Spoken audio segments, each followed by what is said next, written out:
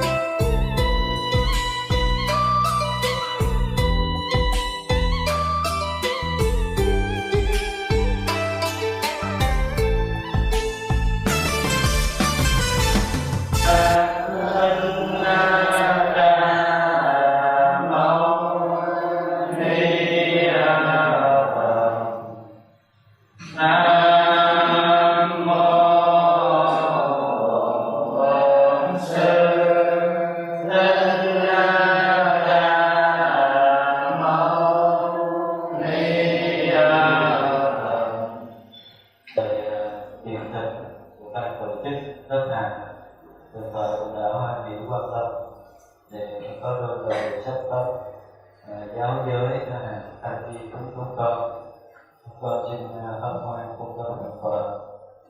Kính bạch thần Phật, kính thưa toàn thể đại chúng, sẽ theo chương trình thờ pháp biểu của đạo Đà Nẵng Cư thì buổi sáng chúng ta sinh hoạt Phật pháp 1 tiếng 15 phút, và buổi chiều sinh hoạt 1 tiếng 15 phút, và sau đó là giờ thiền hành thiền tọa. Nhưng vì đặc biệt hôm nay thỉnh tọa có sự yêu cầu của đại chúng nên cũng sẽ thỉnh tọa giảng 1 tiếng 30 phút, và buổi chiều cũng sinh hoạt Phật pháp 1 tiếng 30 phút. Kính mong thỉnh tọa cùng toàn thể đại chúng niệm duy có này niệm Phật. Giờ này chúng con sẽ cùng thỉnh tọa bắt đầu. Thầy trùng lúc sư chào ta thì ngài thề là như này, ngài bắt đầu với thuyết bài pháp là công sự tự học, tức là có tứ sa môn quả. Từ đây nó bắt đầu. Những cái này làm tôi căng trở, tôi khổ sở, nghĩa là tứ sa môn quả khác chứ. Sáng ngày con các bạn như thế nào thì trong kinh không có nói rõ đâu, tự mình phải tìm thấy thôi. Rất là phải nhập lưu, nhất đẳng lai, mất lai, vô sanh lai. Trước kia là chưa có. Thì sao để kinh Cổ Đăng Nghiêm mới nói coi trường lọt về muốn mà, tức là giữa đạo người trời và đạo Phật. Hay nói cách khác là giữa tư tưởng và văn nhã, nó cách nhau có đường tơ kẻ tóc thôi. Mà người tu sau này, sau khi Đức Phật giác ngộ rồi thì thời chánh pháp qua, thời trụ pháp qua, giờ thời mạt pháp thì chúng sanh đa số là tu người trời. Người trời không nói gì mà nhận người trời là đạo Phật, cái đó mới là cái đau đó. Rồi đi sai rồi thì quý vị biết là bây giờ biết là ăn đi không có ai tu Phật hết.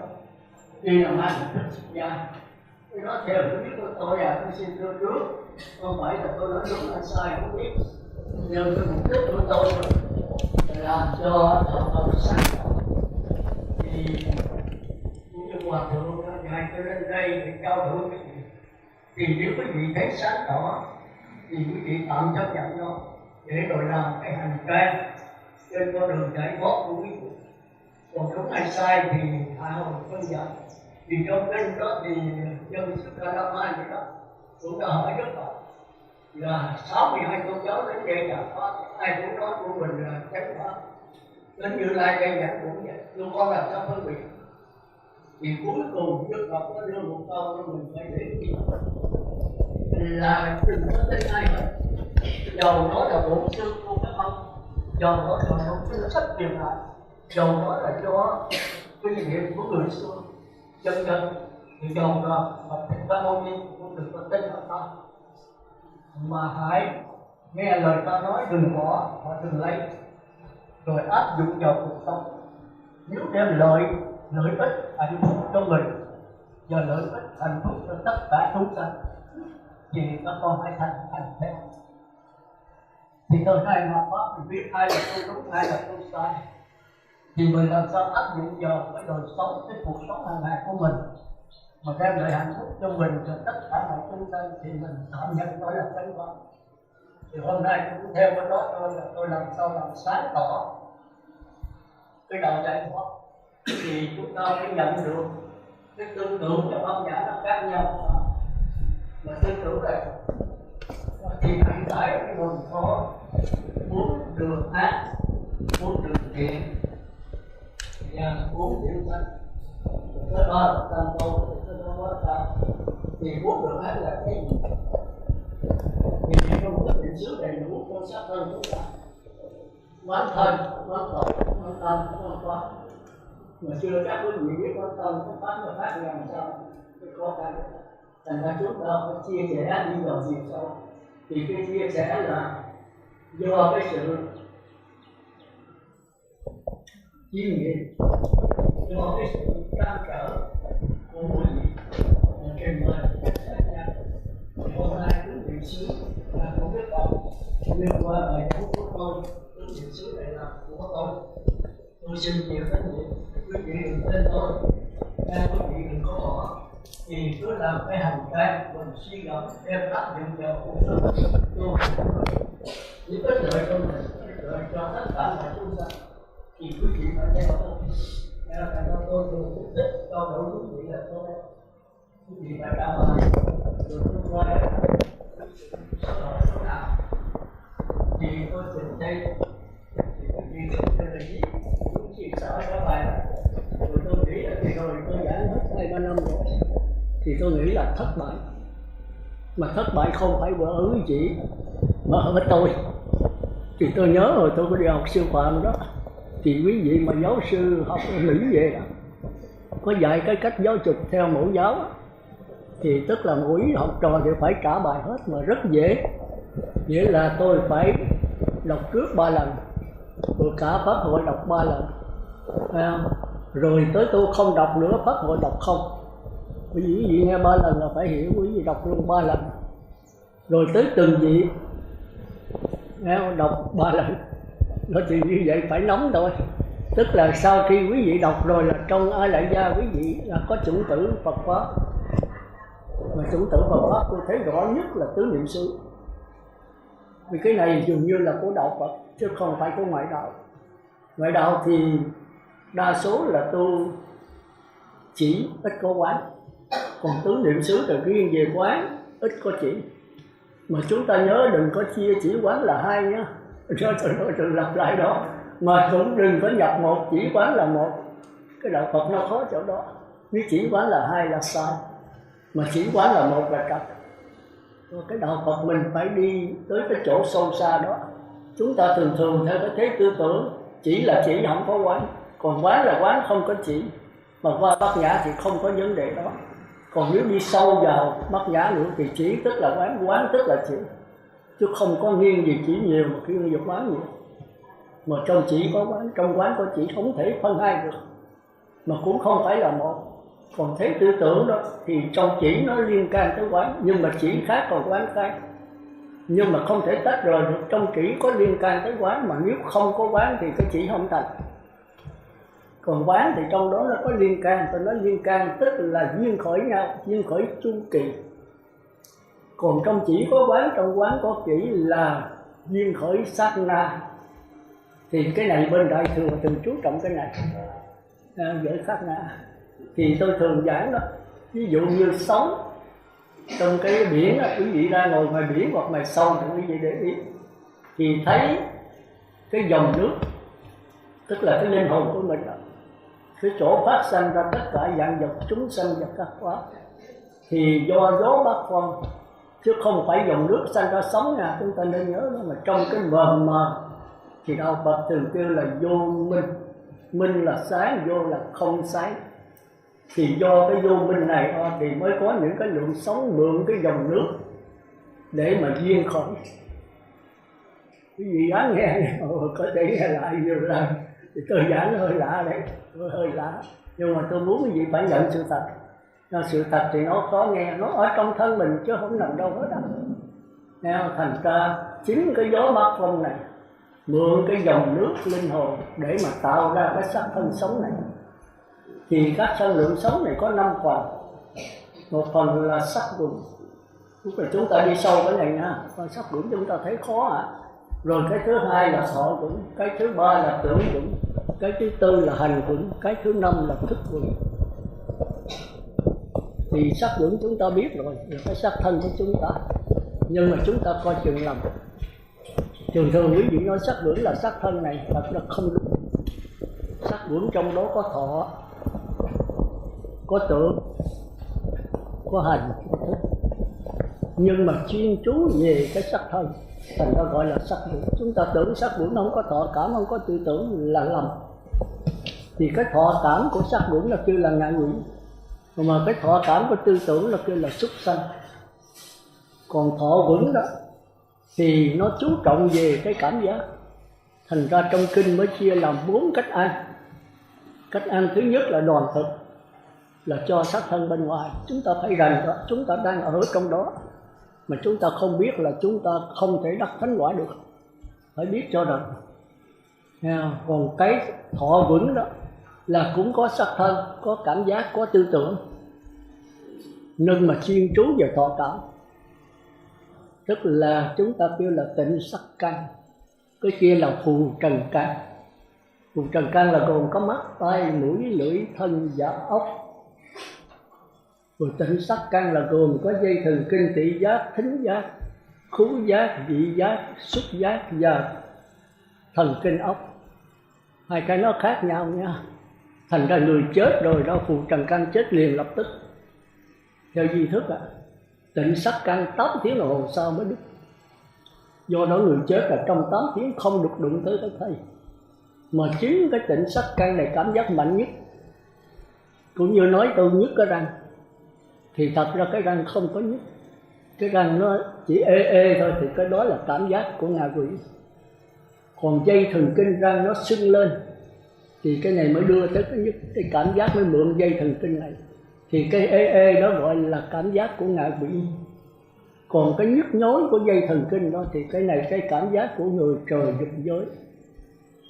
Chúng ta phải hiểu.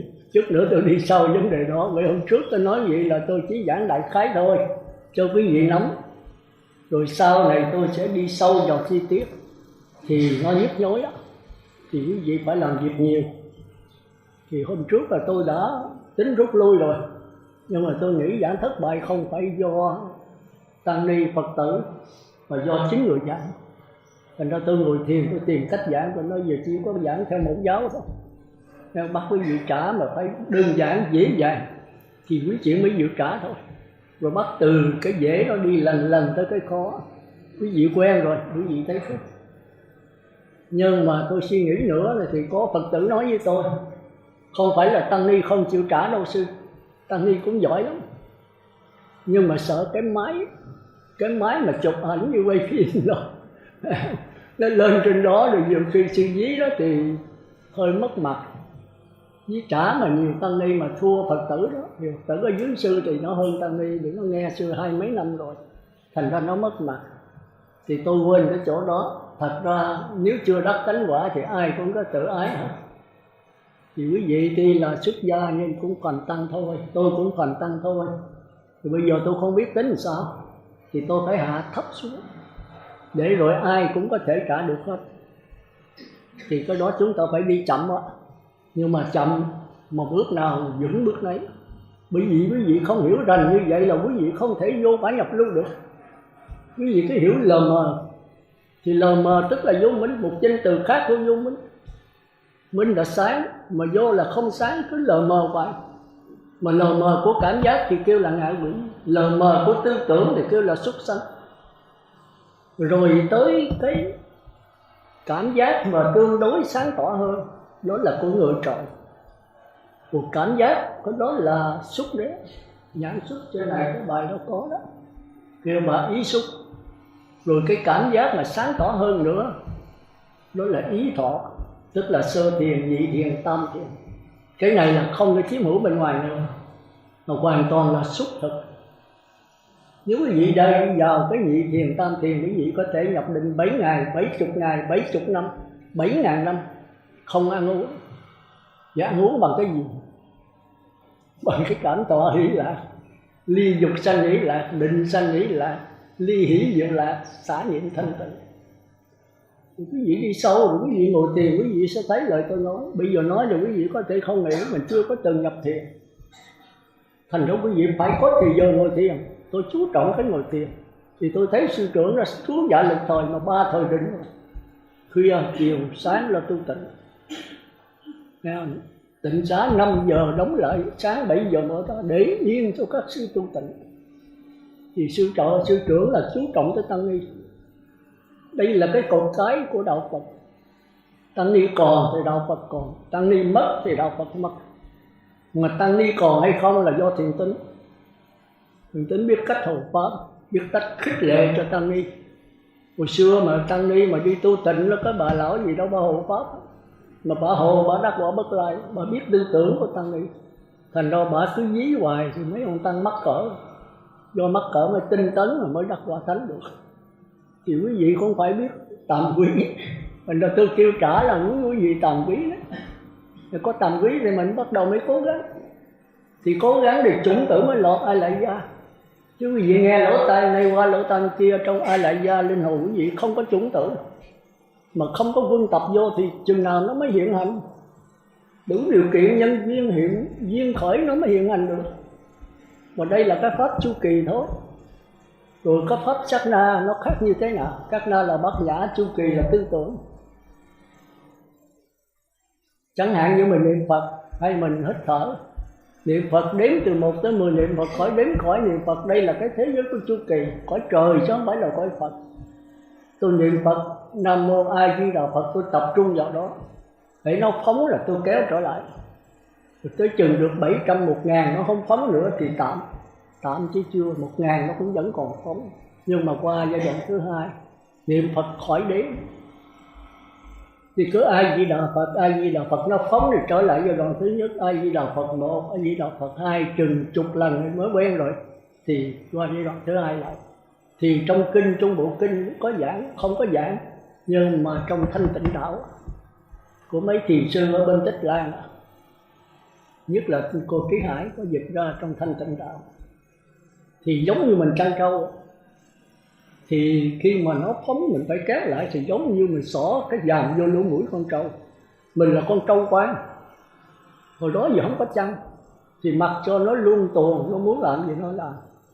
Thành nó bây giờ để ý tới nó thì khó, nó đi quan rồi nó chạy xuống ăn ruộng lúa người ta, thì người ta bắt đền kéo lại, kéo rồi nó cũng chạy xuống thôi. Nó đã ngược quen đường cũ rồi thì mình phải bền kéo nữa, rồi nó xuống nữa kéo nữa, nó xuống nữa kéo nữa. Mình chỉ là thành công. Thành ra Đức Phật khuyên mình phải tinh tấn.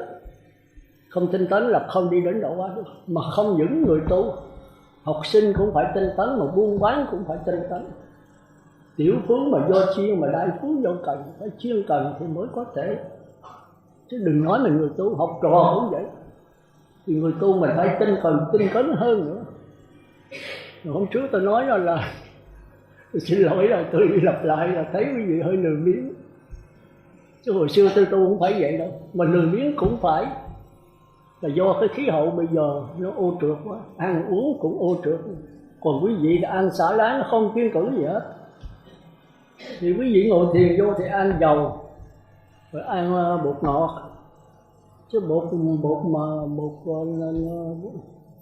bột nêm mà thứ thiệt là thì nó đỡ. Nhưng mà cũng có thuốc bảo quản. Tôi nhờ Phật tử mua về đó cái bột mà thiên nhiên đó, thì nó gửi về nó nói sư đừng có ăn bột đó nữa. Con đi tới tận cái hãng con coi thì nó thiên nhiên theo cái sư. Nó nấu một cái nồi bự ra mấy ngàn ký ở trong đó. Rồi khi nó sấy khô rồi thì nó vô gói. Mà trước khi gói nó trộn với bột bảo quản. Chứ sư làm ở chừng 3 tháng là mốc rồi. Cô nói 3 năm cũng chưa mốc. Thuộc bảo quản là thuốc độc. Thì mình thấy bây giờ mình bị hết trơn. Kẹt là trong đó giờ ô nhiễm môi trường, ô nhiễm nước. Rồi bây giờ lại là ăn đồ như vậy nữa. Rồi quý vị thì không chịu cử. Không phải cử, tôi thấy đây là đúng là tôi thấy hòa thượng ai cử đó. Tại sao không nấu chung hết như vậy? Còn riêng của mình Hòa Kỳ hồi là có đem cho tôi đó, nấu ăn của hòa thượng đó. Thì tôi thấy rất là đơn giản. Đó, mà tôi canh với món đồ xào mà không có bột ngọt, không có dầu. Tôi hỏi sao nó có này riêng một mình hòa thượng thôi. Tôi nói đâu có được, đâu có nấu chung hết chứ. Cho quý vị có sức khỏe ngồi thiền là tối kỵ cái gục. Mà quý vị ăn vậy đố gì không gục, tôi chịu tôi. Còn cái ngồi thiền là phải có cảnh thanh tịnh, phải chỗ rộng chứ không phải vô trong phòng mà ngồi. Mở quạt máy, mở điều hòa không khí, cái đó không phải là chỗ ngồi thiền. Trong nhà trống, dưới gốc cây, thấy không? Hoặc là bãi tha ma nghĩa địa, hoặc là bên bờ biển. Trong kinh đề mà. Thì cái tâm quý vị mới cởi mở được nhìn ra cái biển rộng thênh thang mình lên trên đỉnh đồi, đỉnh núi nhìn xuống đó. Nó rộng thênh thang. Trước mắt mình phải có cảnh thì mình mới không có buồn ngủ được.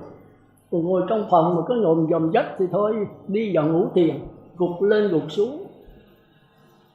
Tôi mà ở đây là tôi không phải vậy đâu, đúng vậy đâu. Rồi quý vị phải có chỗ ngồi thiền.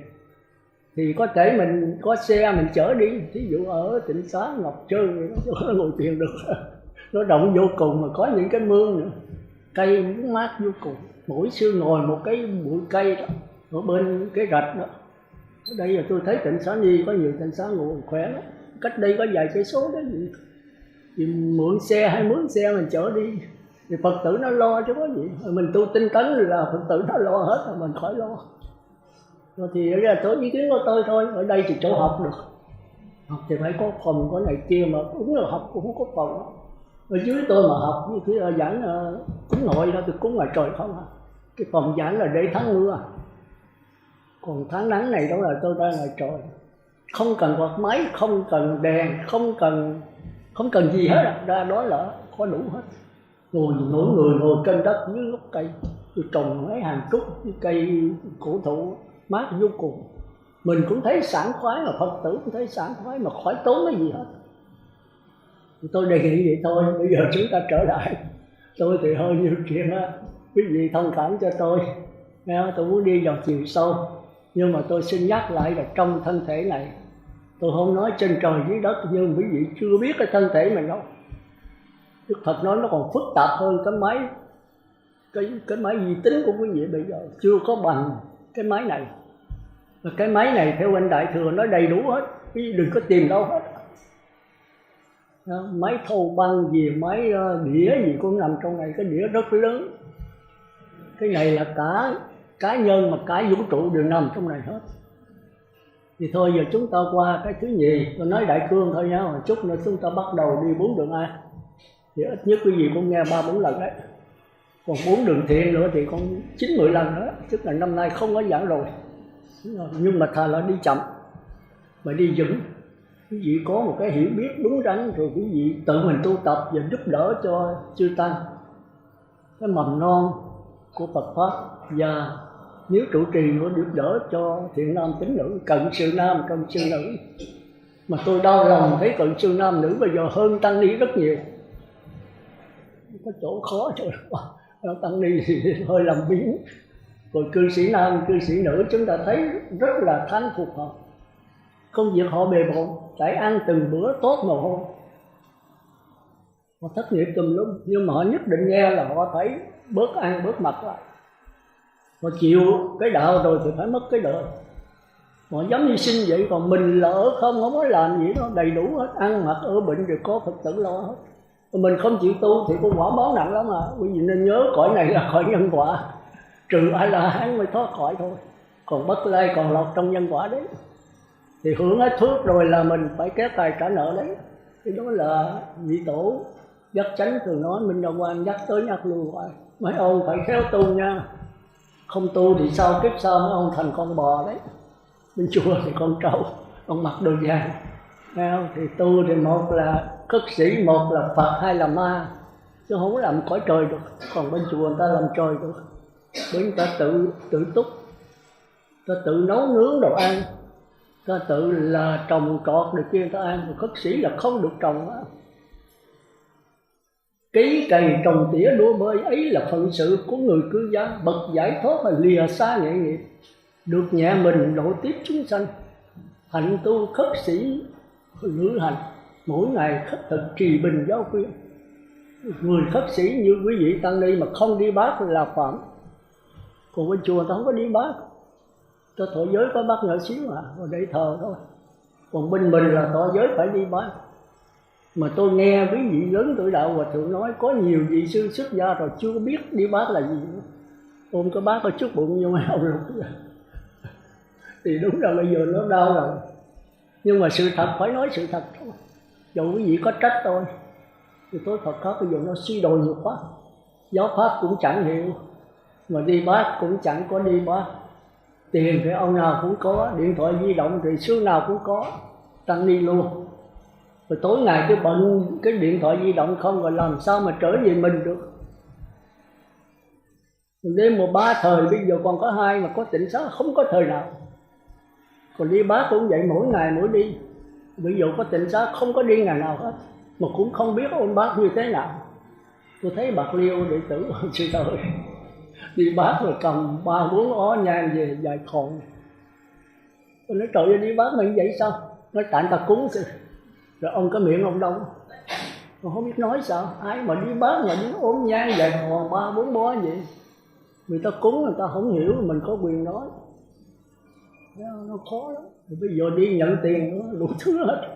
Thì thôi giờ chúng ta trở lại. Thì tôi xin nói sơ đó là thứ nhất là phụ trần can, tức là mắt, tai, mũi, lưỡi, thân, ốc. Tôi nói ốc rồi, tôi chưa nói cái dây thần kinh. Thì cái này phụ trần can là có 4 đường ăn. Tức là đoàn thực, đoàn hay là đoàn ăn từng món, rồi bao tử nó phải bóp xuống rồi phải đi tiêu ra, phải đi ỉa ra. Chết thì chết nguyên con, thú vật. Còn tới xúc thực là không ăn bên ngoài nữa. Tức là không có sắc, tài, danh, lợi, ăn uống, ngủ nghỉ, không có sắc, thinh, hương vị, xuất pháp nữa. Mà ăn uống bằng cái cảm giác, tức là dây thần kinh bên trong, kêu là tịnh sắc căn. Thì nó khỏe thôi, mà quý vị chưa chắc làm được cái này. Quý vị mà ngồi thiền cho 49 ngày hay 49 năm, quý vị cho thấy vẫn có ăn uống nữa. Thì quý vị sẽ lân lân. Quý vị tưởng mình đắc quả Phật, thành Đức Phật mới bác cái này. Cái này chưa phải Phật. Bây giờ có vị là cho nhị thiền đó là Bất Lai, mà tam thiền đó là A-la-hán. Tôi thấy giảng rất nhiều. Thì tôi tính cải chính đã là nói cõi trời sắc giới rồi, làm sao nhị thiền tam thiền là A-la-hán được. Thấy A-la-hán được. Nhưng mà nó khác với nhị thiền, khác với tam thiền sao? Thì hôm trước tôi có giảng rồi mà tôi chưa có đi sâu. Thì khi giảng Đại Cương cho vị tôi có cái câu hỏi là trước khi chấm dứt đó, 4 câu, 5 câu rồi phải phân biệt giữa nhập lưu và người trời dục giới. Tại sao nhập lưu phải sanh về cõi người trời dục giới 7 lần? Tại sao vậy? Vì nó tương tự. Thì đi đâu bây giờ? Thì đi về cõi trời dục giới. Nhưng mà cõi trời dục giới của nhập lưu, của cõi trời dục giới của người trời dục giới với nhập lưu nó khác nhau xa. Nhập lưu là chỉ thấy rõ, còn người trục giới là thấy lờ mờ, thành ra vô minh. Mấy lờ mờ thì sao? Chỉ và quán. đè nó xuống và quán nhảy giọt lên chạy trốn. Mà khi đè mà không nổi nữa thì nó nổ, còn khi quán mà chạy trốn không được nữa thì đụng nổ tùm lum. Thành ra Đức Phật thấy cái này không bệnh. Chỉ khi nào mà thấy rõ thì không cần chỉ, không cần quán. Chỉ tức là quán, quán tức là chỉ.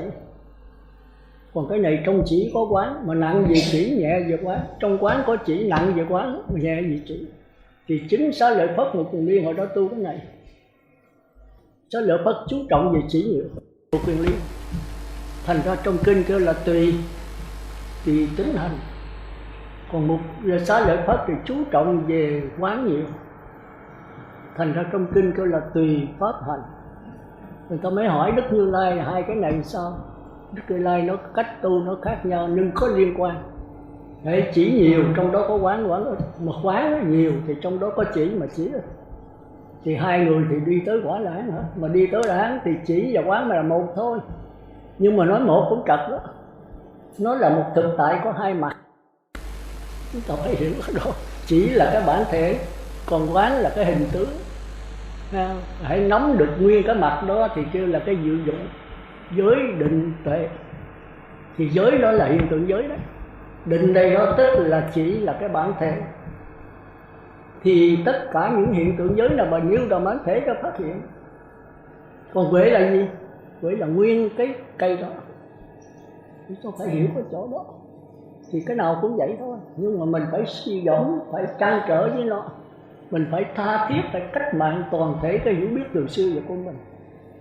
Thì quý vị muốn làm được cái đó là tôi xin thưa là ngoài thiền định là quý vị không có làm được. Ngoài thiền định là không làm được. Tôi nói thiệt, còn vô tôi chú trọng về thiền đó. Nó có nhiều sư kêu là thiền sư. Tôi đi đâu là tôi kiếm chỗ là tôi ngồi thiền đó. Đến tịnh xá nào tôi giao sư tranh hết. Tôi sẽ kiếm chỗ tu thiền, như cái chỗ là cái cốc nào thanh vắng nhất. Tôi không cho Phật tử xuống. Tôi là ông Sư Câm mà. Tôi đi hành đạo mấy lần là tôi biết là mình không trả lời được tất cả những câu hỏi của Phật tử. Nói Đức Phật thuyết bài tứ niệm xứ là niệm thân bất tịnh rất hay, chứ 60 vị tỳ kheo chết. Vậy Đức Phật có từ bi không? Còn nếu mà không biết thì Ngài không có trí tuệ. Thì mấy cái câu này là tôi không trả lời được. Tôi đành phải sẽ cấm thôi, rồi mới xuất gia còn sa di mà. Còn cái câu hỏi mà nói Đức Phật không thâu người nữ, 3 lần đuổi hết. Rồi thì đi theo Đức Phật tới chỗ Thành Ca Tỳ La Vệ đi qua Vô Ma Tư Nặc, Đức Phật đuổi luôn 3 lần. Tới A Nan mà vô sinh Ngài cũng đuổi luôn 3 lần. Tới lần thứ 3 thì A Nan mới tức, mới hỏi vị người nữ có thể đắc quả hay không, đắc thánh quả hay không. Đức Phật nó còn dễ hơn người nam. Thì cái câu này giết chết càng đi. Rồi quý vị đọc qua quý vị không để ý. Tại sao mà người nữ dễ đắc thánh quả mà không cho người ta xuất gia? Thì chúng ta hiểu mà tới xuất gia rồi bắt buộc phải bắt kinh Pháp. Mà đắc quả thì người nữ mau đắc quả hơn tăng. Thì quý vị phải trăn trở với cái này, phải nghiền ngẫm, phải suy gẫm nó. Không có kinh nào trả lời, không có các nhà sư nào, các thiền sư nào trả lời câu này. Rồi mình phải tìm trong vắng vẻ. Con cứ gõ mãi đi rồi cửa sẽ mở. Thì mình cứ ăn nằm với nó, ôm tới ôm lui rồi tìm. Tôi mới tìm 15 hạng chúng sanh. Thì tôi thấy ở trong kinh là có 10 pháp giới, tức là 10 chúng sanh. Rồi Đức Minh Đăng Quang mình mới là thêm 3 cái nữa. Không phải là Minh Đăng Quang đặt ra, nhưng mà trong kinh có nhưng mà bỏ. Tứ thánh là nhập lưu, nhất lai, bất lai, vô sanh, la hán rồi có 1. Sư trụ mới thấy nó quan trọng, mới thêm 3 nữa là 13. Rồi tôi thấy từ trời dục giới, trời sắc giới, trời vô sắc thì 4, mà trong kinh ngôn có 1. Sư trụ cũng bỏ có 1 thôi. Thì tôi thấy cái này quan trọng đấy. Với Phật tử 5 giới mà lên 8 giới tôi thấy đâu có dễ gì lên. Ở đây tôi thấy là người tới chết của 5 giới à, không có ai dám cạo đầu à. Rồi từ 8 giới mà qua tới 10 giới kêu cư sĩ trọc đầu á, nó tương đương với sa di đó. Sư trưởng giải thích đành lắm nha, tương đương mà nó khác. Sa di với 10 giới cư sĩ trọc đầu đó là cư sĩ không có đi bát, không có hành tứ y pháp. Còn sa di là phải đi bát, phải hành tứ y pháp mới gọi là sa di. Thành ra theo định nghĩa sư trưởng, quý vị bây giờ không đi bát là chưa phải sa di. Đừng có nói tới tiền kheo. Thì chúng ta thấy có sa di là theo sư trưởng, chưa phải là khất sĩ. Tỳ kheo mới gọi là khất sĩ, coi lại chân lý thôi. Thì chúng ta học, chúng ta phải nghiền ngẫm tại sao sư trưởng nói như vậy. Thì nghiền ngẫm rồi ra thôi. Mình nói đây là rảnh rang, đâu có gì đâu. Tối ngày cứ thiền định, con đi sâu vào đó, nhào tới nhào lui, rồi coi thêm kinh sách khác, rồi phải có trạch pháp. Chứ không phải coi kinh sách rồi kinh sách nào mà cũng chấp nhận hết. Đừng có dại dột như vậy.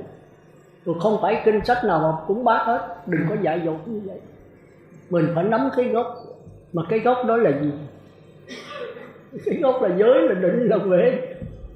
Mà giới định huệ có bao nhiêu thứ? Thì chúng ta thấy có 4 thứ. Giới định huệ có 4 đường ác, 4 đường thiện, 4 tiểu thánh, 3 bậc tâm tôn.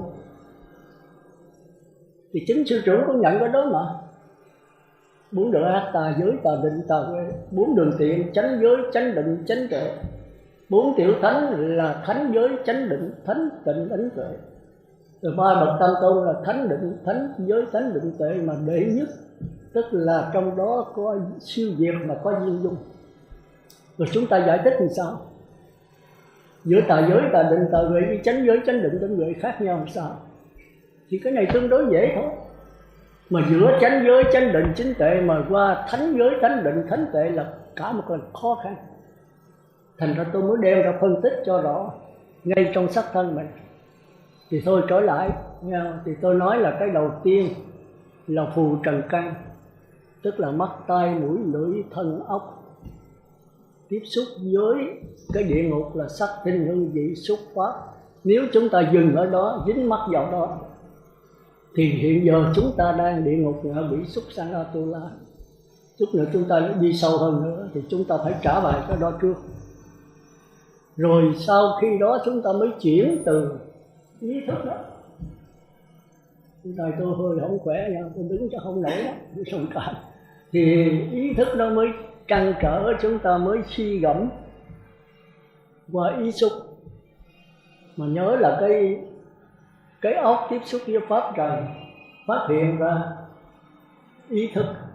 Mà pháp trần là cái gì? Thì chúng ta phải đi sâu vào đó đó. Thành ra quý vị phải học thuộc lòng và phải trả.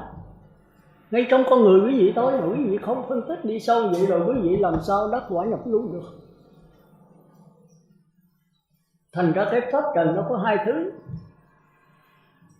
Cái ý căn nó cũng có 2 thứ. Pháp trần đó là pháp trần của chu kỳ và pháp trần của sát na. Chu kỳ thì có điều kiện, có hình tướng. Còn sát na thì không có điều kiện, không có hình tướng. Quý vị nhận lại là nhận ngay bây giờ và tại đây. Còn không nhận được thì thôi. Không có cách thức nào để làm cho mình nhận được hết. Còn chu kỳ đó thì quý vị phải có điều kiện. Có bổn sư, có thầy, có pháp môn, có từ từ, có lai rai. Còn cái kia là dứt hết. Thành ra cái thế này là cái thế tập trung. Đi đầu sơ thiền, đêm Phật đếm từ 1 tới 10 niệm Phật, khỏi đếm khỏi cần niệm Phật, chìm đắm trạng thái niệm Phật, ra khỏi trạng thái chìm đắm. Là của người trời đó. Như vậy thì có Phật thì sao? Niệm Phật đếm từ 1 tới 10 niệm Phật thì muốn tập trung đó quý vị phải tập trung vào câu niệm Phật. Tất cả những tiếng người ta chửi thề, người ta ca giọng cổ, tiếng chó sủa, tiếng múa lân, gạt bỏ hết. Tập trung vào một cái đối tượng. Thì tôi thường thí dụ giống như đứa bé mà nó mê cái kẹo, nó quậy rồi muốn cho nó hết quậy, mà thấy bịch kẹo cho nó ngồi nó ăn nó hết quậy. Chừng đó ngoài cái trải ra cái gì nó không có biết. Của người đánh bài cũng vậy, thì ke ma túy cũng vậy. Khi nó chìm trong cái đó rồi, nếu mà không thỏa mãn nó giết chết á. Còn thỏa mãn rồi nó chìm trong đó rồi thì tất cả những cái gì bên ngoài nó không biết, nó tập trung vào một cái đối tượng. Thì cái này cũng định vậy. Nó cũng vậy thôi, nhưng định này đưa tới sa đọa. Còn cái tam thiền, nhị thiền, cái định đưa tới tiến hóa, đi tới cao thượng. Nhưng mà cao thượng cũng là cái xiềng giác. Còn sa đọa cũng là cái xiềng mà xiềng xếp. Chúng ta nên nhớ cái Đức Phật mới thấy cái chỗ này là không được.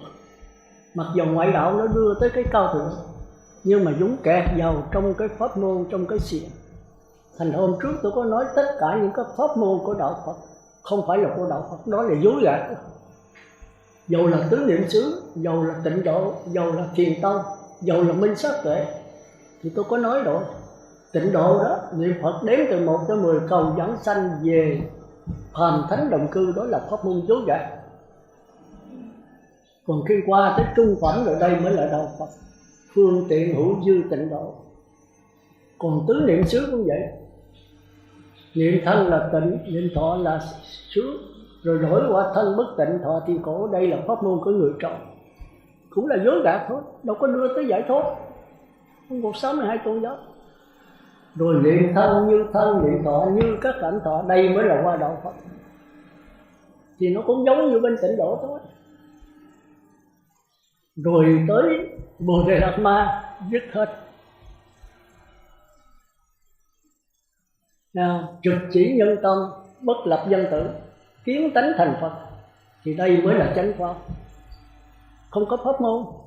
Chúng ta thấy từ vị tổ tới Huệ Năng là không có pháp môn. Các ngài trao đổi nhau rồi dĩ tâm truyền tâm, nhận được cái Phật tánh, rồi thế là thành kiến tánh và thành Phật. Nhưng mà tới thời mình không được, thời mạt Pháp. Thì mấy vị tổ trước mới thấy là thời mạt Pháp, mới tìm cách đặt ra cái thoại đầu công ái, dối gạt nữa, cũng trở lại nhất niệm. Thành ra chìm đắm vào thoại đầu công án, đi đứng ngồi nằm thì cũng chỉ có công án thôi. Giống như niệm Phật, tập trung vào có niệm Phật, gạt hết tất cả. Ăn ngủ gì cũng chỉ có công án đứng đầu, niệm chữ vô. Đi cũng vô, ngồi cũng vô, mà đứng cũng vô, nằm ngủ cũng vô. Hoặc là quán cái câu mà trước khi cha mẹ sanh mình mặt mũi thật là gì, thì mấy câu công án này là không trả lời được, nó là vô lý. Mẹ trả lời đúng một cái rồi, nhiều chuyện thì bị 20, 30 hèo, còn trả lời sai thì 30 hèo. Tới khi nào mình ngộ rồi là không có trả lời, mình chấp nhận cái công án là chấp nhận vấn đề là một cái ngu, rồi trả lời vấn đề là thêm một cái ngu nữa, không có vấn đề. Thành ra các ngài đặt ra cái câu để cho mình chấp nhận cái vấn đề là mình lọt vào cái dòng tư tưởng. Chúng ta phải hiểu cái chỗ đó. Thành ra tất cả mấy ngàn công án là không có công án nào là thật sự, chỉ là dối gạt. Khi nào ngộ đó, dỡ công án rồi, kêu bằng kiến tánh đó, Satori đó, thì đây mới qua đạo Phật. Thì cũng vậy thôi. Thành ra về biểu tôi giảng pháp môn nào tôi cũng giảng được hết. Thì tôi nắm được cái gốc đó, gốc của 15 hạng chúng sanh. Thì tôi muốn gì cũng vậy, để quý vị có cái nhìn bao quát về đạo Phật. Quý vị không có ghét pháp môn nào mà không có thích pháp môn nào, không có nâng cao pháp môn nào mà cũng không có hạ thấp pháp môn nào.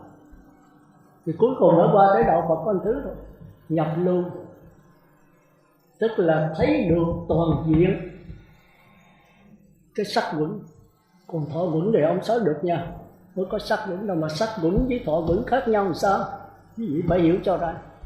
Quý vị từ xưa giờ hiểu sai không? Mà do cái sai này đó là vô minh, mình mới lẫn quẩn hoài, không thoát được. Tôi trăn trở với vụ này 4 mấy năm trời, tôi thấy nó hay. Mà nói thật quý vị là tôi cũng chưa đắc được. Cái bánh vẽ nó khác, rồi thực sống được với nó là khác. Bị cái tập khí mình nó đã quen rồi. Cái ghiền của mình, cái thói quen của mình, cái dính mắc của mình đã vô lượng kiếp rồi. Rồi nay muốn trừ nó mà cái đạo Phật nó khó là không thể trừ được, không thể diệt cái tham sân si được. Càng diệt tham sân si thì càng thay thế tham sân si. Chỉ có thấy rõ, mà thấy rõ thì sao? Là không có sao hết, không có làm gì hết trơn á. Chỉ lặng lẽ mà nhìn nó như là nó, đừng cải sửa, đừng phê phán, đừng chỉ trích gì hết. Cũng như là quý vị muốn trong cái sống, cái nước mà quý vị muốn tìm sống là không thể tìm được. Sống mà quý vị muốn tìm nước là không thể tìm được. Quý vị có thể thay đổi lượng sống nhỏ thành lượng sống lớn, lượng sống ác thành lượng sống cao thượng thì được.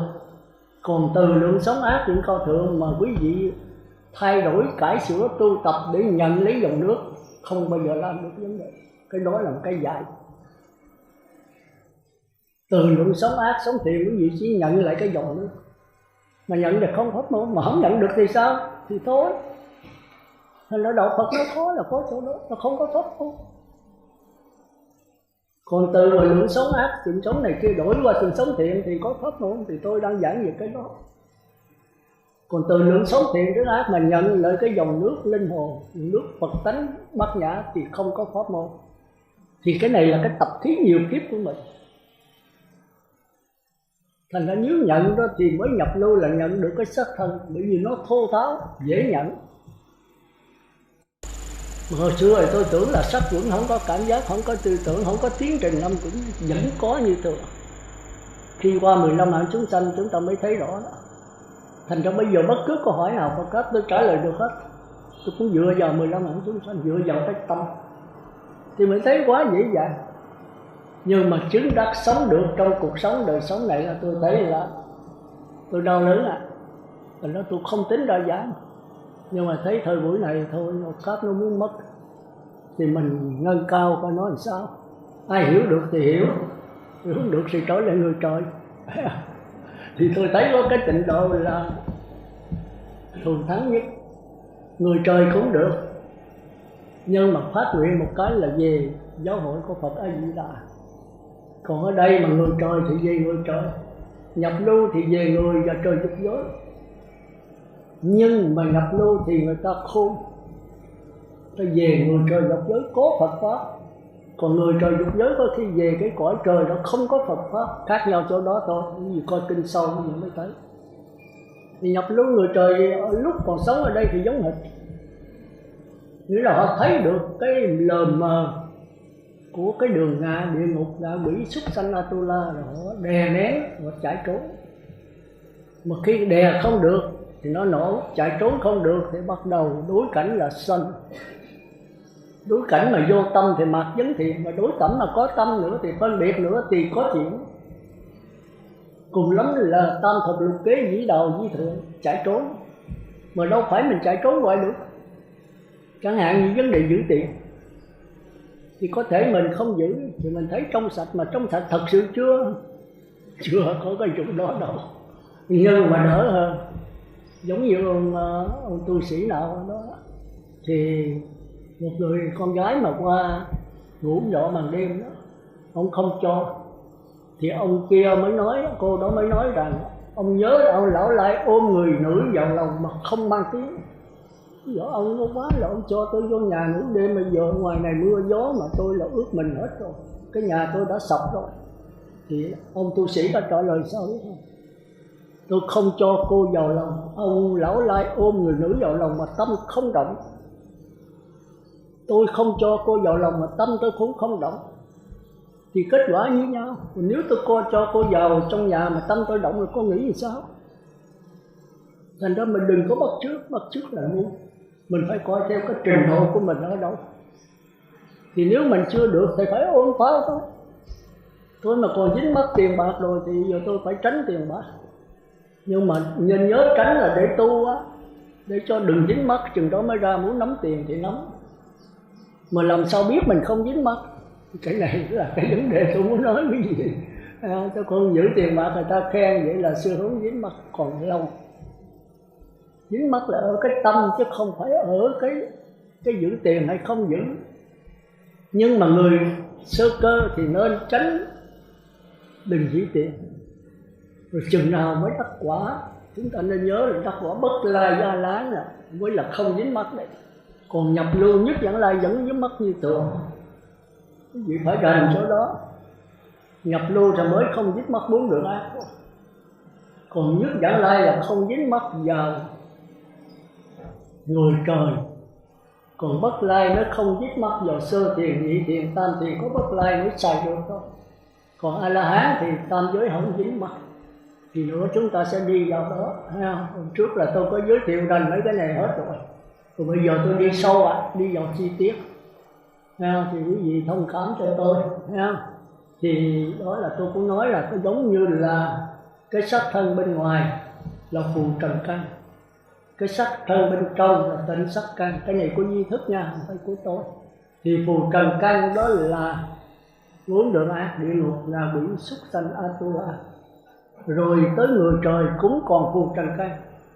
Tức là quý vị bây giờ nếu người trời quý vị cũng là sắc tài danh lợi thực thiện, nhưng nó khác một chút là quý vị có bổn phận, có quyền lợi, có trách nhiệm. Quý vị có sự suy tư, đắn đo, lựa chọn để hành động. Còn từ loài thú, ngạ quỷ là không có suy tư.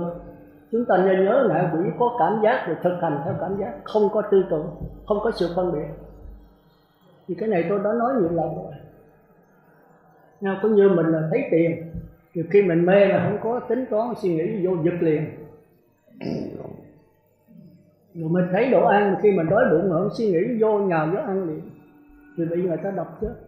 Còn lời thú thì nó có suy tư, nhưng mà vẫn là mà vô minh mà. Nó phân biệt được đây là vợ nó, là con nó, được cái. Nhưng mà khi nó đói rồi đó thì con sư tử trong kinh tôi không mới rành, con sư tử cái ăn thịt con. Thì trong kinh có kể rồi cái chuyện hai vợ chồng đi qua cái bãi sa mạc, đói quá rồi làm thịt đứa con mình lúc bây giờ đâu phải là người nữa, mà không phải là thú. Khi mà đói quá rồi cái suy tư không còn, cái ý chí, cái nghiệp không có. Thành ra sư trưởng nói chỉ có con người phải có nghiệp. Tôi thấy phục sư trưởng trong cái bài lục căn đó, chúng ta coi tới coi lui chưa 7-8 lần thì mới hiểu được. Thì ngạ quỷ là có cảm giác dễ chịu, khó chịu, không dễ không có, nhưng mà chưa có tư tưởng phân biệt. Rồi súc sanh thì có sự phân biệt, nhưng mà vô minh lờ mờ, chưa có ý chí, chưa có lựa chọn đắn đo để quyết định hành động. Còn tới cõi người đó thì mới có ý chí, có nghiệp, biết phải quấy và biết đè nén xuống. Thọ 5 giới, một vợ một chồng mà không lan trả chồng con người khác, không có vợ bé, thì chúng ta thấy lời thú không có vấn đề một vợ một chồng, nó lan trả tùm dung.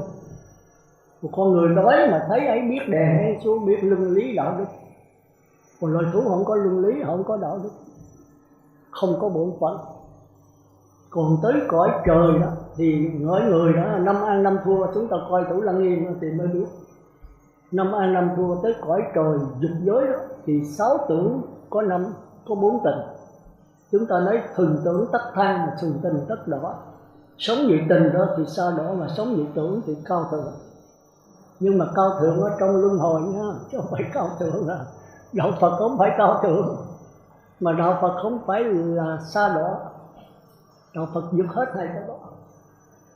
Thành ra chúng ta thấy nó khác.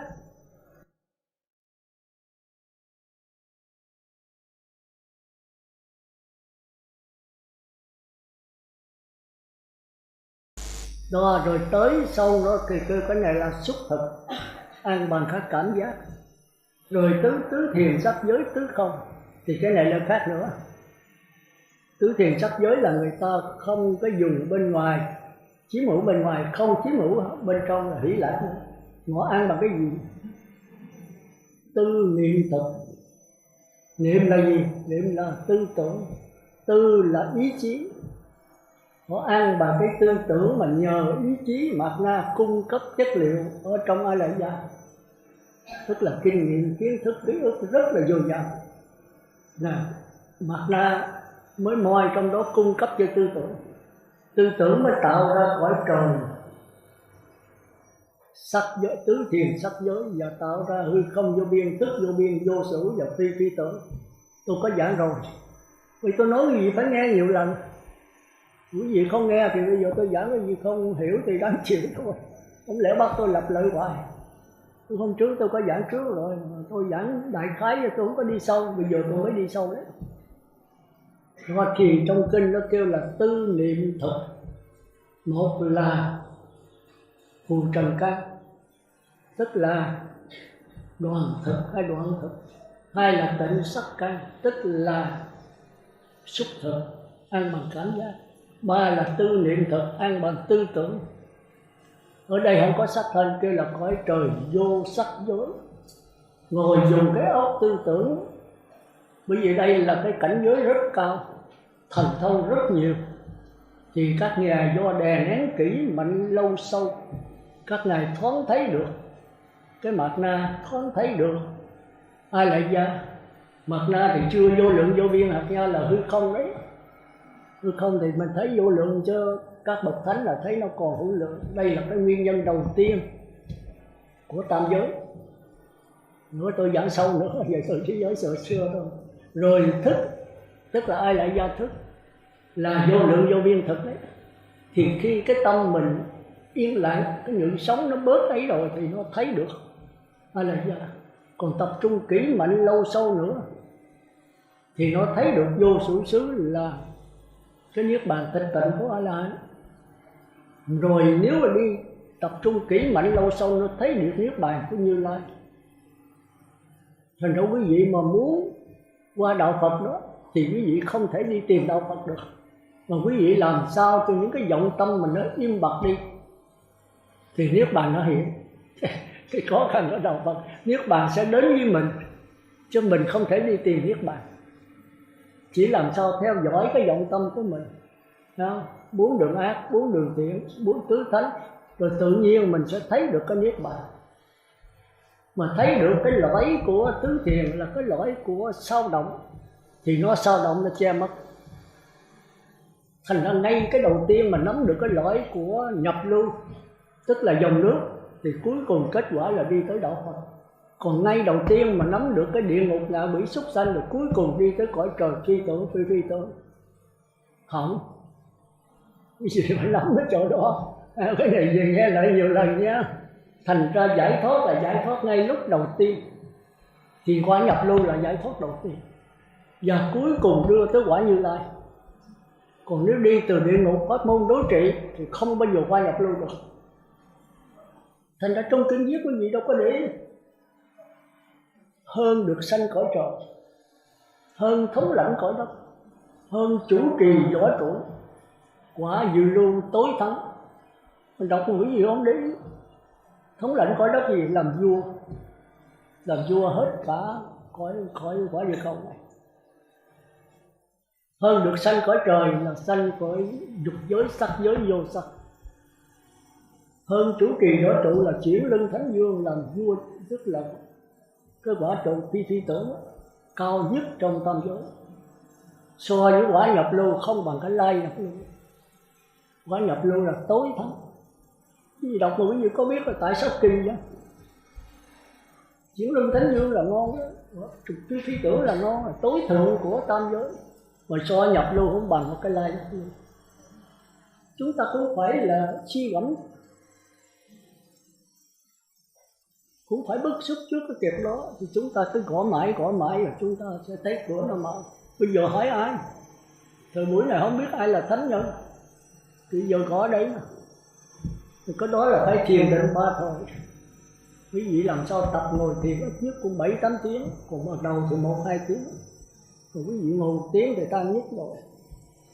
Để ăn uống thì thích lắm, ngủ thì ngon rồi, còn ngồi thiền là sao chịu ngồi. Rồi người xuất gia thì phải lấy cái thiền định làm gốc. Coi Minh Đăng Quang thì biết. Giờ tôi nói sơ vậy vì biết. Thành ra cái thứ nhất là phù trần căn, đó là đoàn thực. Cái thứ hai tịnh sắc căn, đó là xúc thực. Xúc thực đây là cõi người trời chưa được nữa nha. Phải là sơ thiền, nhị thiền, tam thiền. Người trời là cũng còn đoàn thực nhưng mà cao thượng thôi. Rồi tới sơ thiền, nhị thiền, tam thiền hoàn toàn sống bằng xúc thực. Vậy đi sâu rồi quý vị mới thấy. Hôm nay là tôi phải nói rằng còn tới mà tứ thiền sắc giới tứ không vô biên, thức vô biên, vô sự xứ. Nơi đây là không có sắc thân nữa. Tứ thiền có sắc thân, có cảm giác, nhưng mà các ngài không để ý tới, tập trung kỹ vào tư tưởng, xả niệm thanh tịnh mà chỉ còn tư tưởng thôi, thuần tư tưởng 100%. Đó là kỳ Thủ Lăng Nghiêm đó. Chúng ta coi Thủ Lăng Nghiêm rất hay, nó giải hết những cái của kinh Nguyên Thủy. Tôi coi Thanh Tịnh Đạo tôi không mới hiểu, mà qua Thủ Lăng Nghiêm tôi thấy hay, nó giải thích hết tất cả những cái nghi vấn trong Thanh Tịnh Đạo, trong tứ thiền. Thành nó coi là phải coi 2 cuốn kinh, kinh Nguyên Thủy rồi kinh Đại Thừa luôn. Mà Đại Thừa quý vị coi không nổi đâu, chỉ coi một Thủ Lăng Nghiêm thôi, mà coi ít nhất khoảng 10 lần, 20 lần. Người ta nói không sợ người coi kinh nhiều, mà sợ người coi một quyển kinh thôi. Tôi thấy cái đó đúng. Trên Tịnh Đạo đó tứ thiền tôi cũng coi 20-30 lần. Thì tôi coi tới 10 lần đó, tôi không hồi 10 lần. Nào thì người ấy diệt trừ 5 triền cái. Nguyên văn của Hòa Thượng Minh Châu ly dục ly các ác bất thiện pháp, 5 triền cái hôm trước tôi dạy rồi.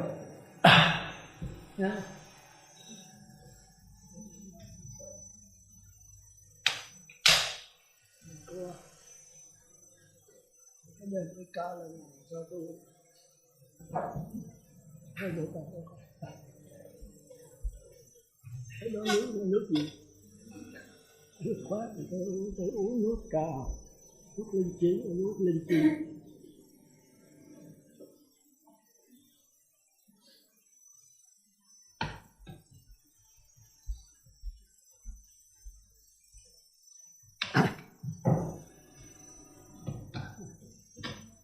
Thì trong kinh có nói thì Hòa Thượng Minh Châu dịch đó rất hay, nhưng quý vị coi đấu quý vị hiểu được đó. Người ấy diệt 5 truyền cái, nội có 5 truyền cái quý vị chưa hiểu đúng nữa.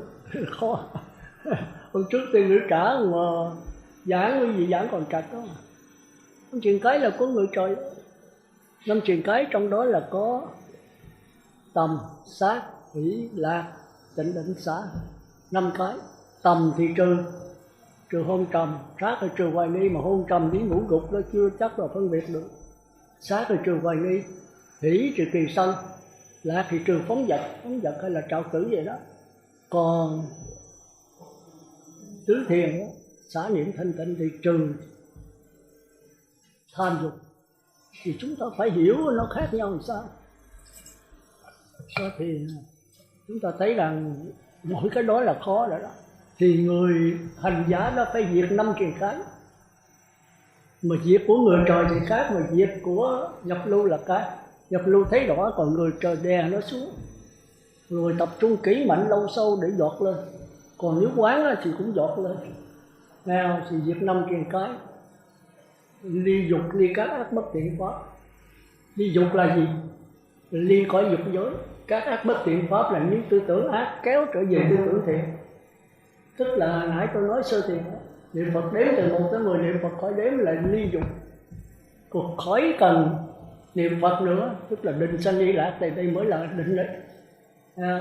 Thì người hành giả phải diệt 5 truyền cái, ly dục, ly các ác bất thiện pháp.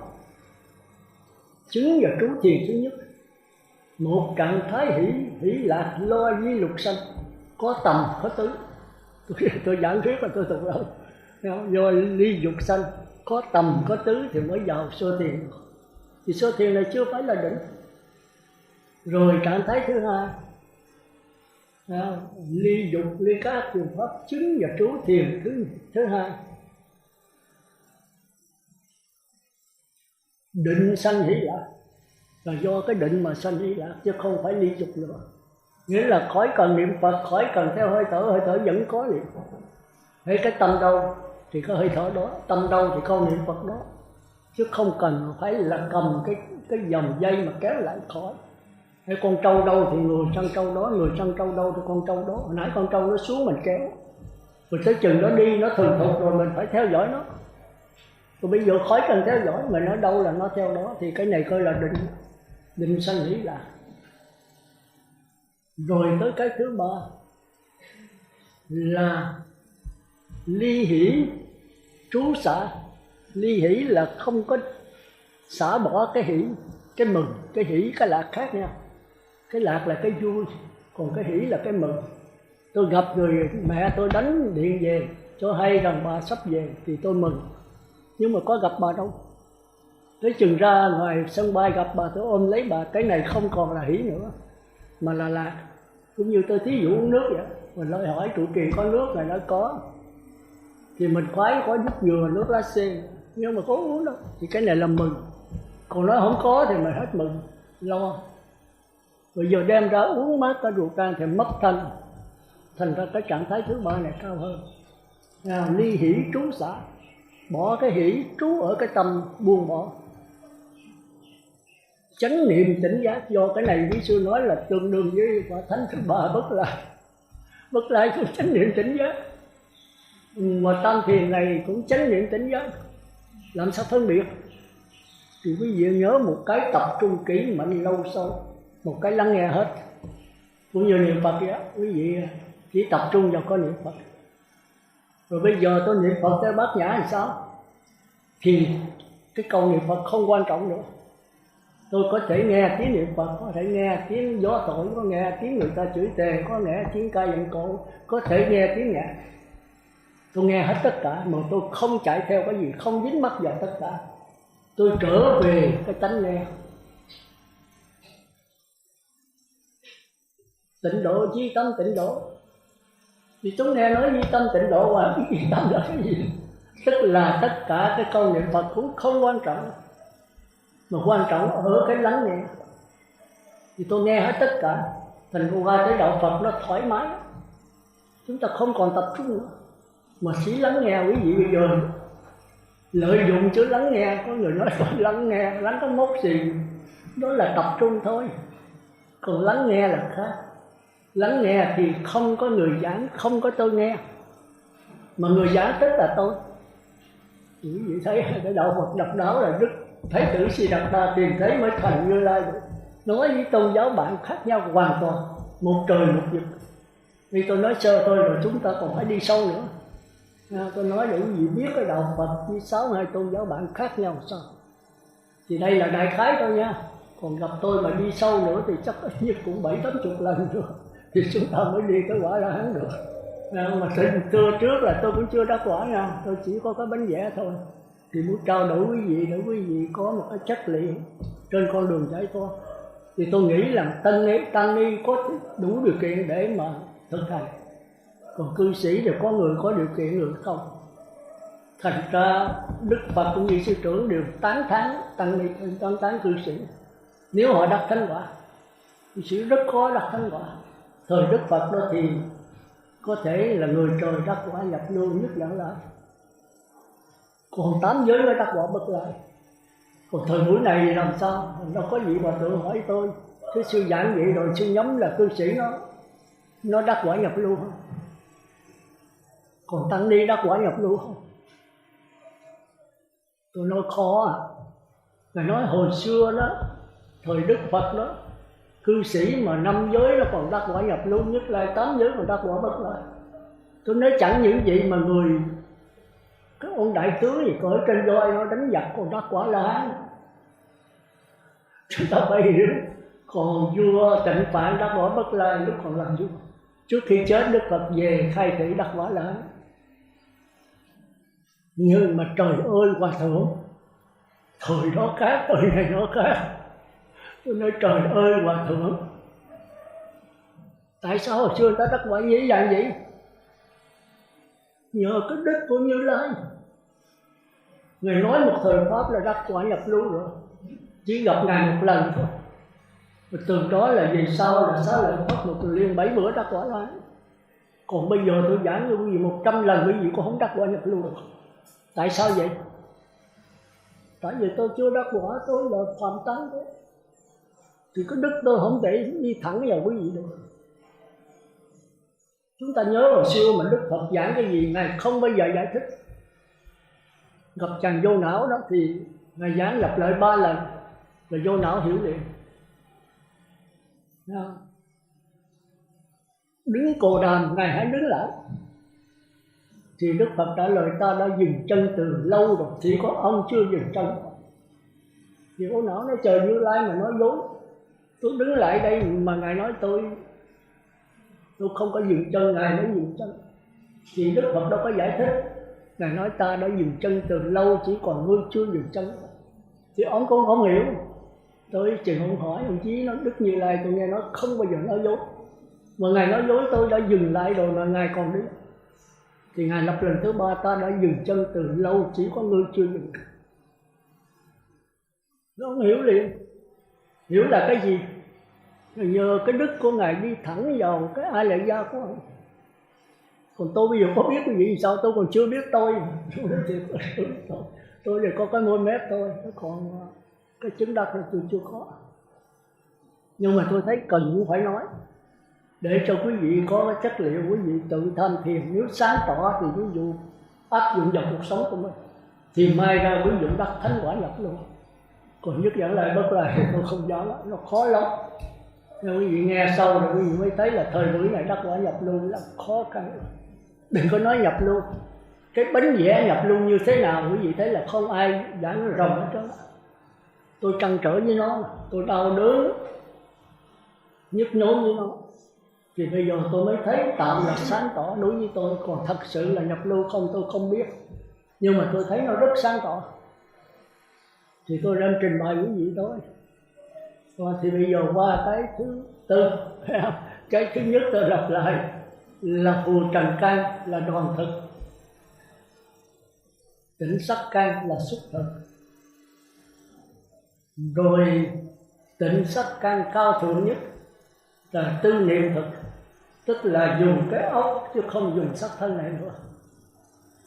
Óc tưởng tượng, chứ Ngài không để ý tới sắc thân, không để ý tới cảm giác nữa. Thì chúng ta coi tứ thiền chúng ta biết xả lạc xả khổ, không còn cảm giác lạc, không còn cảm giác khổ nữa. Chứng và trú thiền thứ tư, xả lạc xả khổ, diệt yếu ưu đã cảm thọ trước. Chứng và trú thiền thứ tư, không khổ không lạc, xả niệm thanh tịnh. Có sắc thân, có cảm giác, mà sắc thân cảm giác cái này không chú trọng, cái này tâm kỹ lâu sâu vào cái tư tưởng. Tư tưởng hư không vô biên, thức vô biên, vô số phi phi tưởng. Tại đây là không có sắc thân, không có cảm giác nữa. Còn tứ thiền còn có cảm giác. Thì sau này chúng ta đi sâu vào, bây giờ tôi chỉ giảng sơ thôi. Thì cái này kia là tư niệm thực, theo đoàn thực, xúc thực, tư niệm thực. Còn cái cuối cùng là thức thực. Thức thực là cái gì?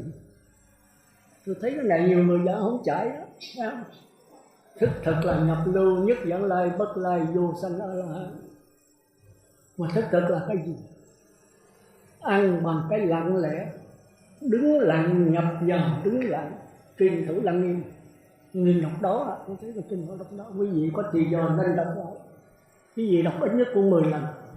Mà muốn đọc cho rành quý vị phải nắm duy thức, còn không coi vô được. Còn muốn rõ nữa thêm có đại thừa tôi tính luận thêm nữa. Rồi thì quý vị tùy nhau, quý vị muốn tiến là nhất là tăng trẻ đó, tăng ni trẻ đó, thì quý vị lên, rồi quý vị phải đi hành đạo thôi. Thì tôi thấy mấy cổ đức có nói đó, tăng ni gối mỏng lên kinh sách, tỉnh giấc mơ xuân rụng hết hồn, không hành đạo khắp bốn phương trời, dùi đầu kinh sách uổng đời tăng ni. Thì tôi thấy câu này hay. Thì quý vị cố gắng thôi. Còn khi quý vị học hết cái Trung Bộ Kinh rồi, cũng đúng là nguyên thủy là Trung Bộ Kinh rồi, quý vị coi hết 5 bộ Tăng Chi là không nổi đâu. Trung Bộ Chi là nó đủ rõ hết rồi. Mà muốn coi đó quý vị coi hết rồi, quý vị coi lại 2 bài thôi. Bài đầu và bài cuối, 152 bài. Bài số 1 với bài 152. Bài số 1 là căn bản pháp môn. Bài thứ 152 là căn tu tập. 52 bài rồi có 2 bài đó thôi. Tôi thấy đọc đó, sắp xếp đọc đó. Quý vị về coi hết một lần. Rồi coi lại không có thì giờ đâu, chỉ coi 2 cái bài đó. Rồi quý vị nắm hết 152 và nắm hết 5 bộ Nikaya. Và nắm hết Phật Pháp. Thì tôi giảng đây là cũng nằm trong đó. Nhưng mà tôi có cái sở trường của tôi đó là tôi sắp lại. Cũng trong kinh mà tôi sắp nó khác. Tôi sắp tôi lựa đại thừa và nguyên thủy, tôi sắp cho nó đúng. Thành ra thức thực này tôi nói lại ha, phù trần căn là cái an sắc thinh hương vị xúc pháp, cái an đê tiện nhất của 4 độ an. Rồi tới cái an cao thượng nhất của phù trần căn đó là người trời giới. Thì tôi cũng còn an, quý vị cũng còn, như tôi cũng còn an. Nhưng mà mình không có đến nỗi đê tiện. Có an không có an, thà là chết chứ không bây giờ mà đi cướp giật người ta. Còn cái súc sanh ngạ quỷ Atula là khi mà đói lại cướp giật người ta. Còn mình có giới mà, thà tôi chết trong sạch chứ hơn là sống như vậy. Thì tất nhiên là người cao thượng hơn, biết đè nén, biết quán xét, biết ăn chay của người chẳng đặng lấy làm của ta. Hoặc là thú kia nó cũng là thân, cũng xương, cũng thịt, có phần như ta. Rồi thú nó không biết cái đó, nó ăn thịt lẫn nhau. Mà cả thế ăn thịt con, ăn thịt vợ. Thì nếu chúng ta sống mà chúng ta ăn thịt con với 2 vợ chồng qua bờ biển, thì chúng ta biết người này không phải người. Thân người mà tâm thú. Mà tâm thú thì chết, còn cái tâm thú thì mang sanh lời thú.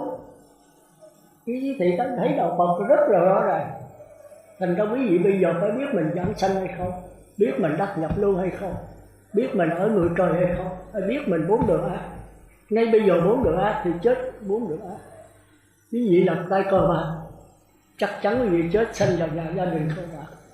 Quý vị là tay nhậu thì chắc chắn sanh vào gia đình nhậu. Thì ấy bây giờ vậy mấy người cờ bạc mà kiếm không có thì vô sông bãi, phải thấy không? Còn quý vị là người Phật tử mà kiếm không có thì vô chùa, vô tỉnh xá. Người Phật tử ít khi nào vô sông bãi. Mà sống đã vậy rồi thì chết cũng vậy thôi. Người ta rất sợ chết, mà đạo Phật không bao giờ sợ chết, không bao giờ cần tìm hiểu cái chết. Phải hiểu cái sống là chúng ta hiểu cái chết. Mà cái sống hiểu làm sao? Hiểu 15 hạt chúng sanh cho nên thành ra qua tới cái thứ tư là thức thực. Tức là quý vị ăn bằng cái lặng lẽ, đứng lặng nhập vào đứng lặng, lặng lẽ để nhập vào cái a la gia của người đối diện. Không còn là tôi quán xét anh nữa, mà chính là anh. Người nhận thức và đối diện, người đối tượng tự nhận thức là một. Còn người trời, người nhận thức và đối tượng nhận thức là hai. Nếu tôi là người thì đối tượng của tôi là nước, quý vị cũng vậy. Còn nếu tôi không chịu nước thì tôi thăng qua cái nhận thức lên, thì nước thành H2O. Còn tôi không đồng ý, tôi thăng qua lên nữa thì nước biến thành điện tử oxy 16 mà hydro 1. Còn tôi không đồng ý, tôi thăng qua lên nữa thì thành ra năng lực. Nhưng mà khoa học cho đây là năng lực cuối cùng. Đạo Phật bác chưa phải cuối cùng đâu chú, mới là cái năng lực của cảm giác thôi. Khoa học làm sao thấy được cảm giác? Cảm giác nó có hình, có tướng. Còn khi mà tới cõi trời sắc giới rồi, thăng qua lên nữa thì nó biến mất, cảm giác biến mất. Thì quý vị nói cho là nó năng lực cuối cùng. Thì Đức Phật nó chưa phải đâu chú. Nó biến thành năng lực của tư tưởng. Tư tưởng thì vi tế hơn. Từ khi mà tư tưởng mà chấm biến mất nữa thì nói là cuối cùng. Thì chưa đâu, nó biến thành năng lực của ai lại ra. Đây mới là năng lực cho. Tức là thức thực, nhập đứng lặng, nhập vào đứng lặng. Tức là ăn bằng cái lặng lẽ. Thì nhập luôn được có 1/4 lặng lẽ thôi, thì chỉ thấy được cái sắc vững. Còn nhất dẫn lai đi được 2/4, thấy được thọ vững. Nhất dẫn lai bất lại. Cái thọ vững nó có thọ vững của người trời khác. Cái đó thuộc về thọ đấy, nhưng mà chưa phải thọ. Chánh cấu cũng còn nằm trong sắc vững. Hơn nữa sắc, hơn nữa thọ. Tới sơ thiền, nhị thiền, tam thiền, cõi trời sắc giới mới thấy được cái thọ vững người trời. Thì bất lai thấy được cái thọ vững của sơ thiền, nhị thiền, tam thiền mới dọt qua tứ thiền. Còn nhất dẫn lai quả thánh thứ hai thì thấy được cái thọ vững của người là trời sắc giới. Thành ra chúng ta mới lấy làm lạ tại sao mà nhập lưu thì dứt được thân kiến với cấm thủ và nghi. Chúng ta coi 10 cái chữ. Còn nhất dẫn lai làm nhẹ tham dục và sân, bất lai mới dứt hẳn tham dục và sân. Quý vị có thắc mắc không? Đọc kinh quý vị không thắc mắc gì hết. Mà tham dục và sân của nhập lưu với tham dục và sân của bất lai nó khác nhau làm sao? Tôi vì trăn trở mấy cái vụ này, tôi đã đọc kinh rồi, tôi ngồi tôi nói sao kỳ hả mà Đức trong kinh không có giải thích. Sau 15 hạng chúng sanh tôi mới biết là tham dục sân đây là của người và trời thực giới. Còn tham dục, mà tham dục này tham dục chiếm hữu bên ngoài, tức là tham dục chiếm hữu sắc tài danh lợi ăn uống ngủ nghỉ. Còn cái tham dục của sơ thiền, nhị thiền, tam thiền hoàn toàn không có bên ngoài nữa, chiếm hữu bên trong. Lấy cái hỷ lạc của sơ thiền, nhị thiền, tam thiền thích chìm đắm trong đó, thì cái này bất lai mới thấy rõ được. Quý vị thấy là nó khó vô cùng, mà nếu mình không hiểu vậy làm sao qua quả nhập lưu. Nội cái bánh vẽ thôi mà nó không vững rồi mình đi mà lọt vô nó ma ai cứu mình. Hồi xưa có Đức Phật, có tổ Huệ Năng, rồi bây giờ không có tổ vậy thì sư trưởng mình ra bóng rồi. Bây giờ biết ai là tổ. Mà đi lạc vào tà ma ngoại đạo, bây giờ ngoại đạo nhiều quá. Nó xưng nó là tổ, là thánh này kia, mà không khéo là mình theo nó mình chết. Nhất là cái hội Long Hoa ở Sâu Đốc bây giờ hấp dẫn tăng ni với cái cư sĩ. Tôi thấy tội nghiệp, mà biết thì sao giờ. Con Phật là Phật dắt, mà con ma thì ma bắt, phải chịu thôi. Nếu không nắm vững cái 15 hạng chúng sanh này đó, chúng ta chạy theo thần thông của tư tưởng. Sư nói vậy, Bát Nhã có thần thông không? Xin thưa có. Thần thông Bát Nhã nó khác thần thông tư tưởng, chúng ta phải hiểu rồi. Thần thông tư tưởng là lấy cái thần thông tư tưởng làm ta của ta, tự ngã của ta. Thần thông của Bát Nhã là không phải, cũng là thần thông tư tưởng vậy, nhưng mà có cái lắng nghe, có cái thức thực, lặng lẽ lắng nghe những cái thần thông đó. Thì cái thần thông không quan trọng, nó là cái diệu dụng của cái lắng nghe. Lắng nghe mới là ta, là của ta, là tự ngã của ta, tức là cái bất tử đó. Nhưng mà lặng lẽ mà nhìn những cái thần thông của tư tưởng, mình trở về lặng để đừng chạy theo tư tưởng, đừng dính mắc vào thần thông tư tưởng, thì thần thông tư tưởng biến thành thần thông Bát Nhã. Hiểu không? Tôi giảng về là quá trình rồi, phải không? Thì rồi sau mình sẽ đi sâu nữa. Bây giờ chúng ta trở lại về tứ niệm xứ. Bây giờ chúng ta đi thẳng vào cái bài vỡ lòng, tức là trên cái bản đó. Thì bây chúng ta đi vào chi tiết 4 đường ác. Chúng ta học 4 đường ác trước. Mà nên nhớ là 4 đường ác trong con người của chúng ta nhá, thì tức là tất cả đều nằm trong đó. Nhưng mà mình chẳng hay biết gì hết. Thì hôm nay bắt đầu bố sẽ con người của mình, để rồi nếu là người trời đó thì vượt qua khỏi đó. Theo rèn rét chỉ là quá vô cùng vô ngã khổ đau để rồi dọn. Mà khi chỉ không nổi đèn không nổi thì nổi được, còn quá là chạy cố không được thì cũng đụng chuyện, cũng trở lại luân hồi. Thì nói là luân hồi nữ quẩn. Còn nhập lưu thì cũng giống người trời, nhưng thấy rõ. Mà khi người ta thấy rõ cái gì rồi, ta không hề dính mắc nữa, người ta không đè nén, người ta không chạy trốn, người ở trong hoàn cảnh đối diện với hoàn cảnh mà vô tâm thì chớ hỏi gì ở chỗ đó. Nhưng người ta không có chạy trốn, nhưng mà người ta không dính mắc. Thì đạo Phật là đạo không dính mắc, mà không dính mắc phải thấy rõ. Mà thấy rõ ra làm sao? Thì nếu ra làm sao là không thấy rõ. Một là thấy rõ, hai là không thấy rõ, chứ không có pháp môn nào đưa ra có thấy rõ hết. Thì đó là cái điều khó khăn mà từ xưa thì chúng ta mắc phải. Chúng ta phải có pháp môn, phải có từ từ, phải có bổn sư, phải có lay vai, phải có đối trị, đối chứng trị bệnh. Chúng ta không thể trực chỉ nâng tâm tiến tới thành Phật được. Đó là cái điều khó khăn nhất của đạo Phật. Thì hôm nay chúng ta cố gắng đi sâu vào nó. Nếu chúng ta hiểu rõ 4 đường ác, chẳng hạn như mình đổ sân, thì nếu mình không biết là 4 đường ác, biết mà bảo thủ cũng nằm trong 4 đường ác, không biết gì hết là nhiều. Còn biết mà bảo thủ đó là ngày cũng xuất sanh. Còn biết mà cải sửa thì người trời. Còn biết mình sân, theo dõi cái sân, không cải sửa, không phê phán gì hết, thì biết sân cái biết này chính là trời. Đó mới đơn giản vậy thôi. Mọi chúng ta làm được hay không? Khi mình biết mình sân thì cái biết này là trí tuệ. Cái trí tuệ nó không ở đâu hết. Cái lặng lẽ nhìn mọi sự vật thì cái lặng lẽ là trí tuệ rồi. Khi mà tất cả những cái lượng sống im bặt hết thì đó là nước. Chứ sống không thể đi tìm nước, mà sống càng đi tìm nước thì nào càng xa nước vậy. Tìm tức là sao động, mà càng sao động thì càng xa nước, do dòng nước.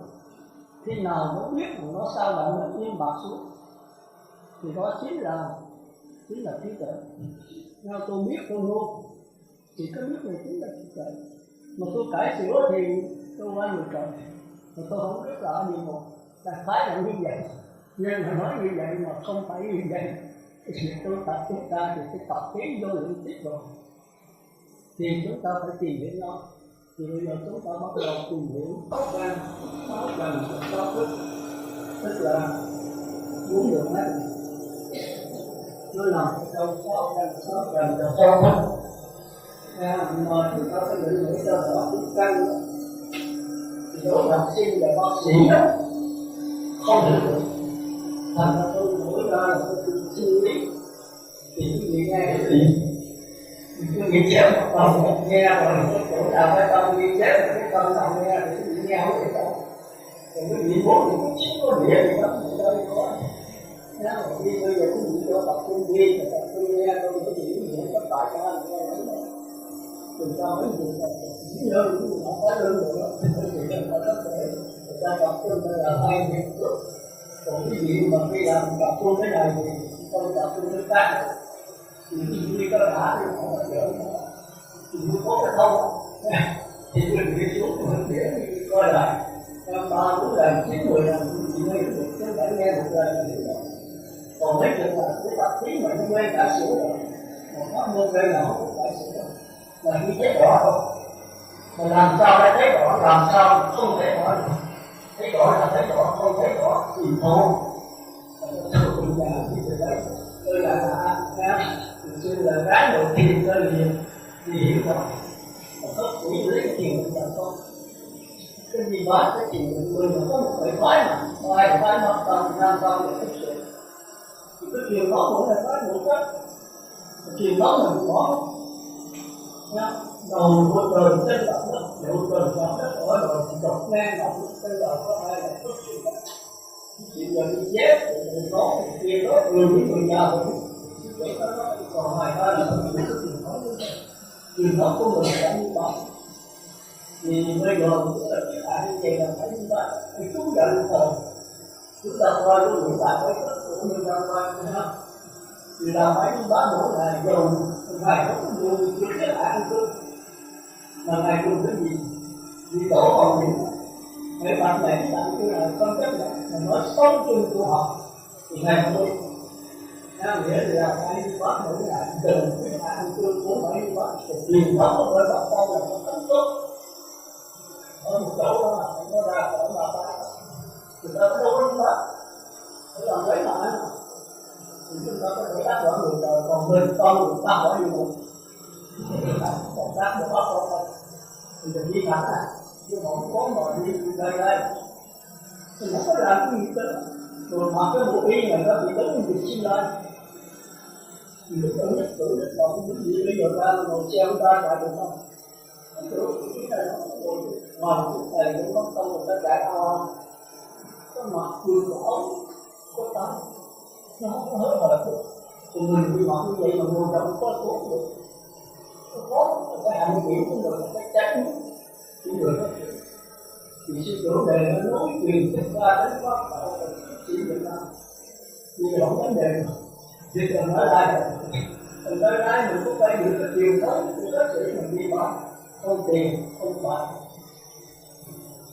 mình cần chân không bây giờ đừng có mất cái cần chùa không lửa khói thì coi là cái sự chân khói người đừng làm hết là có thể ra là cái dạng này những cái câu là cái dạng này còn tới đấy nó thì phải đòi cái đường tôi không tốt thì đó cái tôi không tốt được rồi còn có nói bộ môn người ta mà đã tôi ra ra không có nước mà tôi không có khôn đến gì pháp tôi phải đến gì ai tôi như vậy còn không tôi không bao giờ tiêu mà tôi xuống được ra rồi để xuống là tôi chạy lại tôi thì chỉ có mục tiêu mà phải nấu đồ chỉ quán quen đi bát về tôi rất quen ông nào xuống nước là không đi bát là không hỏi được một ai nữa mà ở đâu là phải tự đi bát rồi tự về mà tôi không có cái gì đó này tôi chỉ là sắp xếp đây những gì phải như đó đừng có ngày mưa chứ đừng còn muốn gì không có vụ không tốt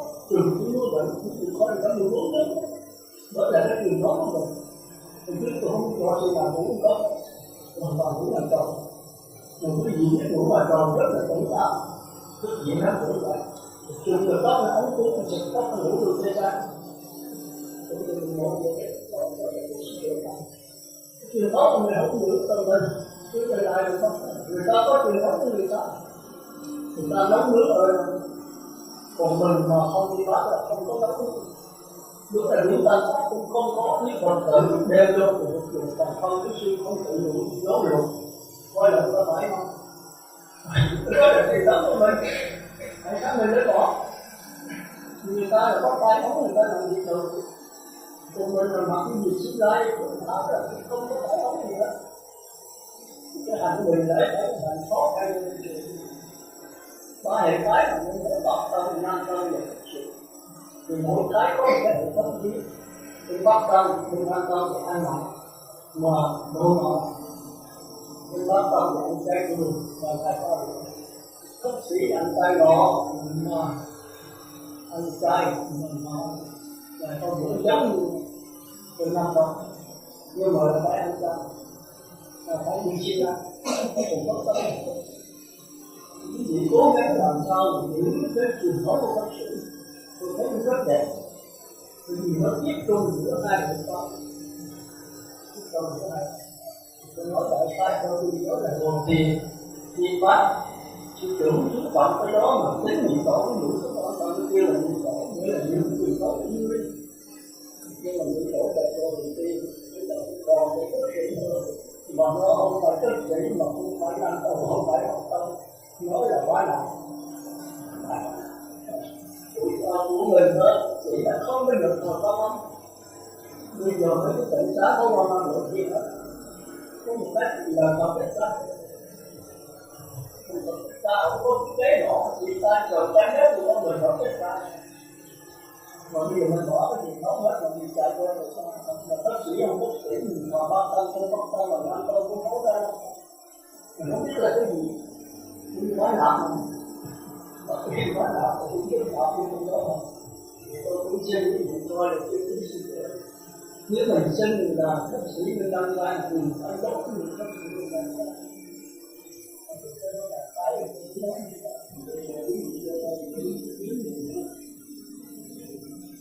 Là 6 căn đó thì chữ căn này tôi kiểm tra theo khoa học đó thì chúng ta kêu là sinh lý. Mà sinh lý đó thì còn cái trần đấy đó thì khoa học kêu là vật lý, rồi cái thực đây đó thì khoa học kêu là tâm lý. Mà chưa chắc là hỏi cái này như vậy không được được. Nếu tôi hỏi là bác sĩ tôi chỉ cho mà còn trả lời không được. Tôi hỏi đó là người học sinh biết là biết không biết là hỏi bác sĩ cho nó khác nhau sao? Không chưa nhớ. Không có phân biệt rõ cái này là gì rất là rõ. Thì tôi không phân tích rõ. Làm gì tôi nói là căn đó là cả sự vật gì. Có sự sống chưa có tên thì nó là căn. Tìm qua hết tất cả các vật tư sự có sự sống chưa có tên thì có cái nó có sự sống mà nó chưa có thể có biết rồi. Còn trong cơ thể mình là gì? Mắt, tai, mũi, lưỡi, thân, nó có sự sống không? Có không? Từ tai, mũi, lưỡi, thân, ốc. Cái đầu tiên là ốc nha. Cái này chưa phải là biết răng. Biết răng thì không phải là ốc nữa, biết răng đó là mặt nha. Thì cái này qua tới cũng được chơi đó. Cái này là muốn được ác là ốc chứ không phải là do đó mình coi mà trong như thực tập thì là mặt nha. Còn nếu như coi trong như nhiều pháp thì là ốc. Thì dưỡng hiểu là phải có tùy. Cái gì pháp thì nó theo cái chữ thừa. Nếu là trình bày cái rất rõ cái bài này đó thì tôi lấy ở trong bài kinh 66 thì trong 48 là nhiều chung bộ thì là tôi có là tôi có cái khả năng tôi có lại tôi nó thì quý vị nghe rồi quý vị coi là kinh 66 thì bây giờ coi là kinh 66 thì không hiểu nổi như thế đó chúng ta mới thấy nó rất là thành ra 6 trần thì ở bên khoa học kêu là vật lý. Mà vật lý các chất là sự vật chưa có sự sống, chưa có lưu được. Chẳng hạn như là sắc, tinh, hương, vị, xuất, pháp. Cũng như có lý đâu. Hai cái này khác nhau rất xa. Nó từ cái trò này vật lý đâu có thể đổi thành ra. Từ ca nó có thể đổi qua thành ra. Thành ra đạo Phật xưa này nó là cái sự đầu tiên quá đại sửa. người ta chưa phải là đâu rồi, nhưng mà thấy rõ được là đâu rồi, có phải vậy không? Cái gì rồi quý vị nghiền ngẫm quý vị sẽ thấy rõ, mà muốn nghiền ngẫm thì phải chìm vào sâu trong thiền, định là cái quan trọng nhất của đó. Rồi muốn định đó thì phải muốn đó, không phải là cái đầu tiên định.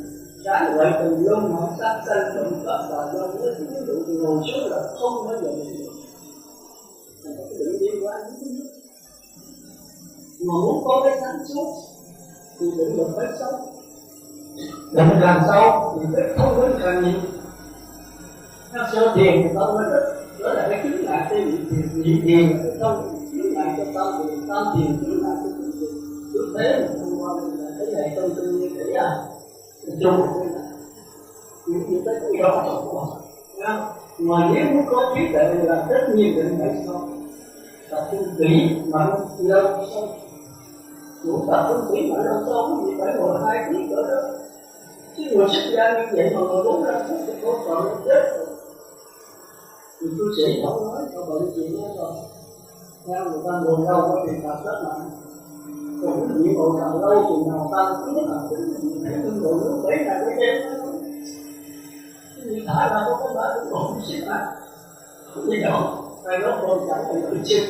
Mà Phật tử là một cái người. Người xuất gia thì là còn có pháp lý. Sau khi mà Phật tử trở lại nhắn hỏi ý người làm thầy. Thì Đức Phật đã có câu lấy pháp làm thầy. Ba giờ có ở đời không có đời thì 3 giờ trước Phật đều lấy pháp làm thầy. Pháp là thầy, Phật là thầy có tất cả chứ. Nhưng giờ Pháp mới là Pháp. Thì Pháp đấy là trí tuệ. Nhưng mà Pháp là Pháp gì? Pháp là Pháp chu kỳ và Pháp sát na. Pháp duyên khởi, sát na là duyên khởi chung. Ai thấy Pháp là thấy duyên khởi, ai thấy duyên khởi là thấy Pháp. Ai thấy Pháp là người có tài Pháp. Nhưng mà người ta cũng biết có cái Pháp chu kỳ. Cái dễ, đó là nhân quả. Nhân quả rất rồi. Tôi gieo học rất rồi thì nó ra cái quả. Gieo nhân lấy quả không sai trái. Nhưng mà nhiều khi cái chương trình mà hiểu còn không có gì. Cái nhân nào quả đó không? Không đúng đấy. Có khi nhân này quả khác là do cái duyên. Là nó chương trình có hiểu vậy. Nó có quá khứ, có hiện tại, có vị lai. Thì cái này chúng ta học sâu, có học ra mình biết cái này hơn. Nếu mình không sinh viên học sinh đó là phải có một chương trình. Cũng như chúng ta mình ví dụ mình ra một phương pháp, xây phương pháp, cái phương pháp. Đúng không? Đúng là không là không được. Tôi có thể học phương pháp, xây phương pháp là cái năng học được không? Thì đó có đổi cái chứ. Thì quá khứ đó là một pháp. Thì hiện tại đó là nhân cái quả. Tôi chậm ngắn các mặt vào cái hiện tại đó là quả mặt cầu. Nên nhân này phải là cái quả là thành ra trường theo kinh Đức Phật chấp nhận cái hiện tại.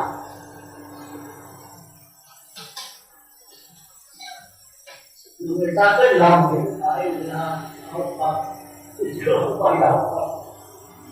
Thở vào tâm tĩnh lặng, thở ra miễn nguyện của an trú trong hiện tại.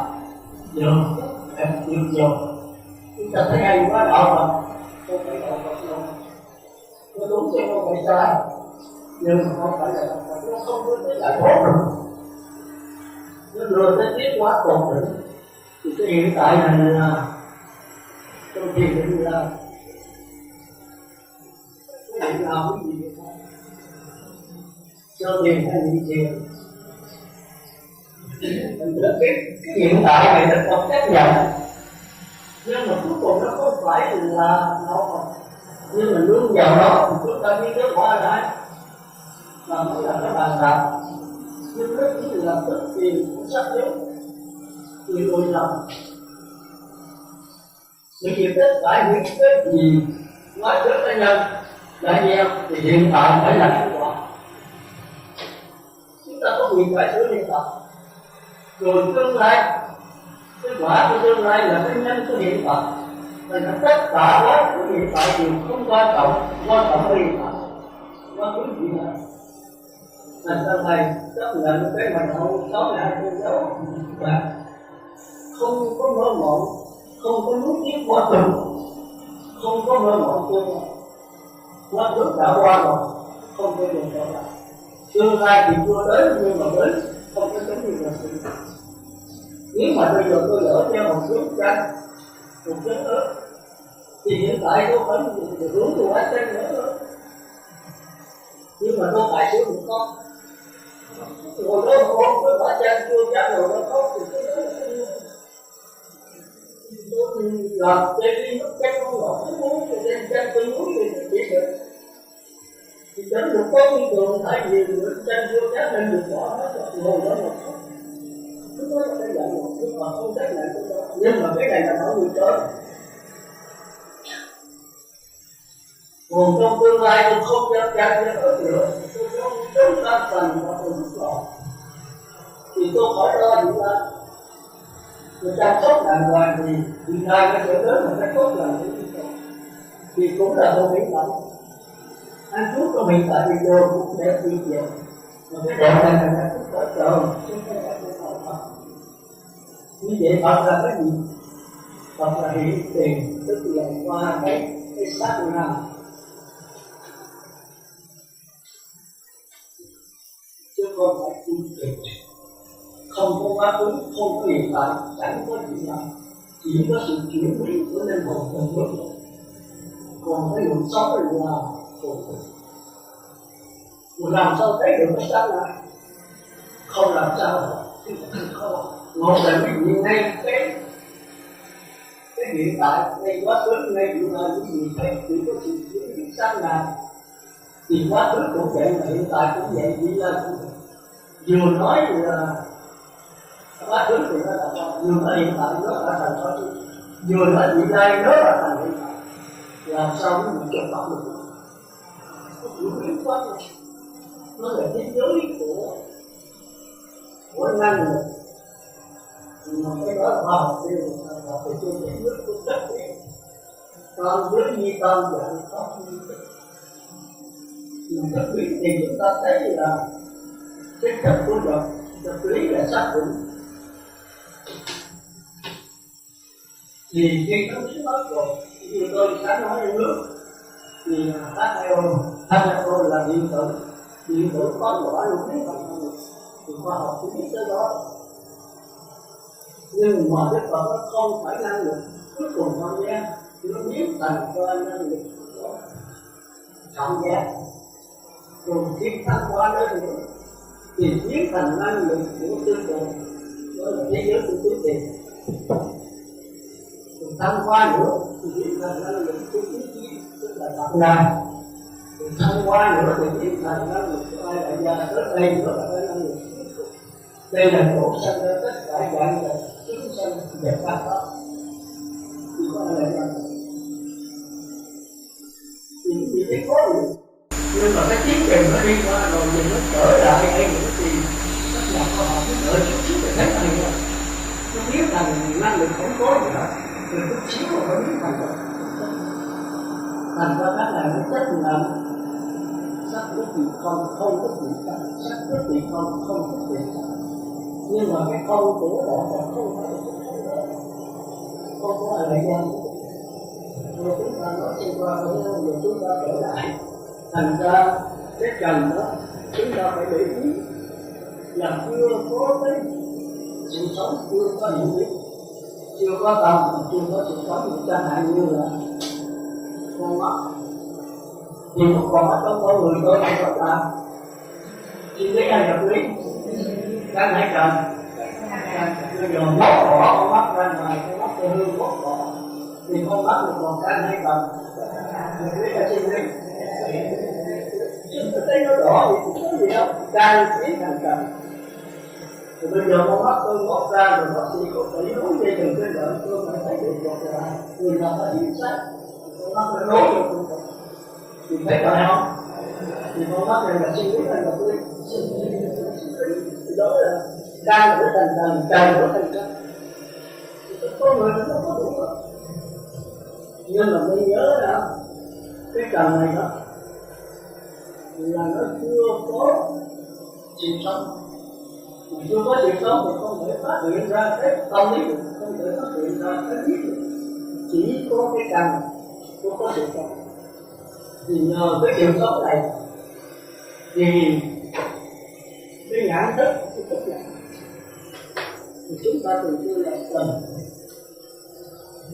tức là cái cảm giác dễ chịu, khó chịu, không dễ không có, một cách lờ mờ mới được cái căn này để phát hiện ra cái cảm giác dễ chịu, khó chịu, không dễ không có, quá ngạo gì. Cái có hồn nó mờ mờ mà chúng ta thường kêu là vô minh, thì cái đó kêu là nhãn thức, cái biết của con mắt. Còn cái này không có cái biết thì nó chưa có sự sống. Rồi chúng ta thấy là sau này qua tới nhãn thức nữa thì cái này nó đổi nữa, nó bắt đầu có đi thực lên, chứ không phải nhìn vào con mắt cùng trần can cũng là tầm sạch ra.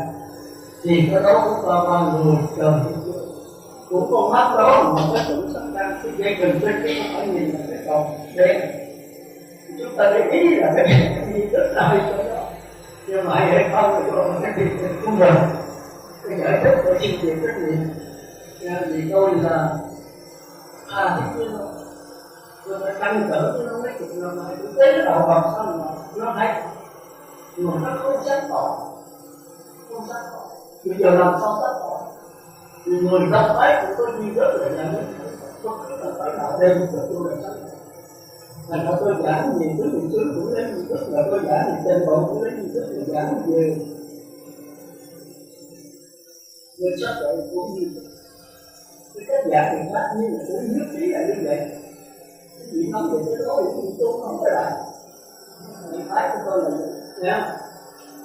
Thì cái trần này là cái vật lý, tức là chưa có sự sống, chưa có tính, gồm có cái gì?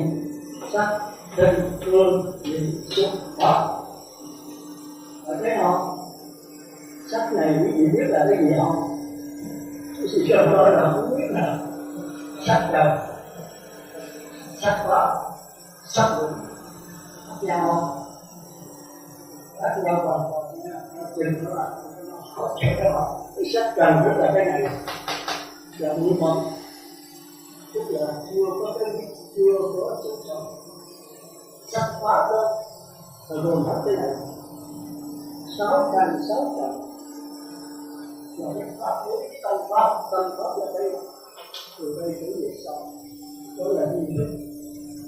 Còn sắc vững là khác gì nữa để gì từ đó mới bị chết cái đạo Phật. Sắc vững đó là gồm có cái này, hết cái này, mà thêm cái cảm giác, cái tư tưởng cảm giác của ngài vững là tư tưởng của xuất sanh thì nó mới như là sắc. Còn muốn chết gì thế thì cái đạo Phật nhờ mới như chất là nghề nằm hoài, anh nằm với nó thì hiểu. Thì nói là tôi giảng sai, tôi giảng sai. Chúng ta phải sai, không có đi rõ ràng.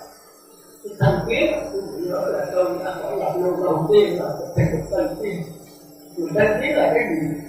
Cái gì nó sắc thân này? Sai. Thần kiến là gồm cái 5 cái sắc, gọi là tưởng, hành, thức. Thì sắc vững là cái gì? Mình phải thấy rõ thì mới đặt rõ cái đó thì còn cái thọ tưởng tưởng cũng chưa chắc là luôn thể sống. Nhưng mà tôi nói vậy đó, phải biết sơ qua, còn thấy rõ tức là phải sống được với nó. Chúng ta thấy như tôi là nói nghe mà chúng ta phải sống được với nó. Còn quý vị thì hỏi làm sao sống được chưa thì tôi tôi xin lỗi thì đừng có đạt được. Không có thể làm sao. Một là chúng ta thao thức, chúng ta tha thiết, chúng ta thay đổi như vậy. Rồi một thời gian nào chúng ta cách mạng toàn diện, cái ai lại nhau chúng ta phải tập ý cái kinh nghiệm, cái là cái đó tay chó này nhất điều thì tất cả những cái đó yên vào nó rất xí xọ thì đó là Phật.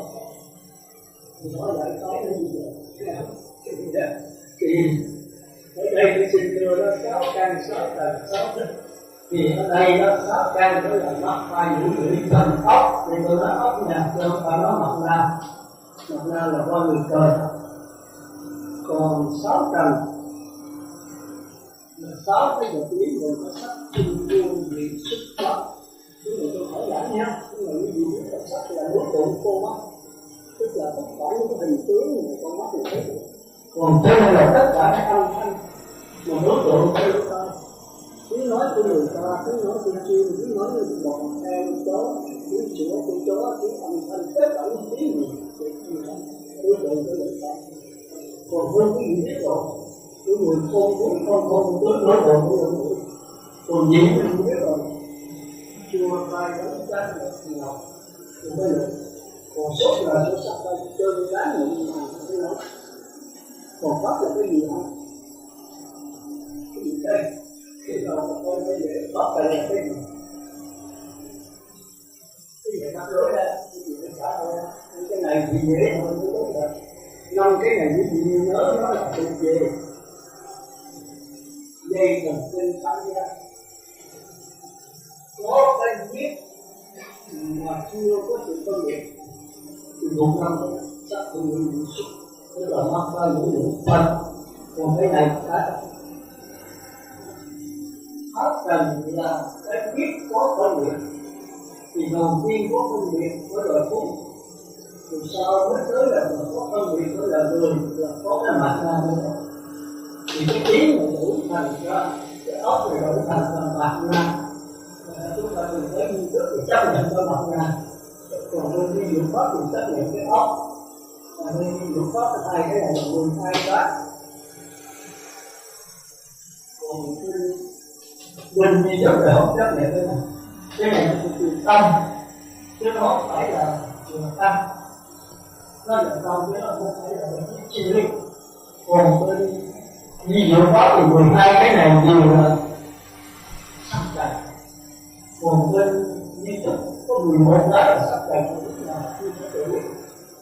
51 câu trở 11 sắc pháp, sắc pháp là cái này có 65 căn 6 trần. Một pháp này là cái gì hả? Rồi đó cũng là dưới cái pháp có hai cái pháp, có hai con đúng là nó một không, nghĩa là cái pháp là do mắt tai mũi lưỡi và tiếp xúc với sắc trên như vị xúc, thì cái này thường kêu là những câu ý thức làm việc với năm căn. Thứ nhất là nó làm việc với năm căn, rồi còn một cái pháp nữa kêu là làm ý thức làm việc một người, ngủ là 5 câu là cùng. Ý thức là ý thức cùng làm việc với mắt tai mũi lưỡi thân, thì có rất kêu là pháp. Mà pháp đó là pháp của cộng nghiệp. Còn khi mà ý thức làm việc một người đó thì kêu là làm tại ý tử cái hồn giống nó rớt ra ngoài anh ra dừng gì một thì chẳng hạn quý vị bây giờ nhìn thấy tôi thì ví dụ mình mà cái gì đó quý vị nghe tôi rất gì nghe mà nó tai thì tức nghe bắt tai có chút sắc phản như vậy. Thì cái này là ngũ câu hay là bắt đầu ngũ câu. Rồi bây giờ quý vị xuống về không một gì quý vị nhớ là tôi nhớ đến tiếng nói tôi nó hiện ra, thì bây giờ ngũ câu hay bắt đầu tức là mình có một mình không có dùng mắt tay nữa mà tưởng tượng là tôi duy nhất được là lạc đã ấy rồi. Ý tử là cái tưởng tượng rất là ngọt ngào trong cái linh hồn hay là dân. Bây giờ cái mặt ra ngoài đây để nó phát hiện được trong ý thức, nhìn ý thức nó nhìn cái đó để mà phát xem thì cái đó quan trọng nha. Thành ra có cái pháp cái ngũ câu, cái pháp đó là thành ra ý thức nó có hai bộ phận. Một bộ phận thì làm chen vào 5 căn để cải sửa,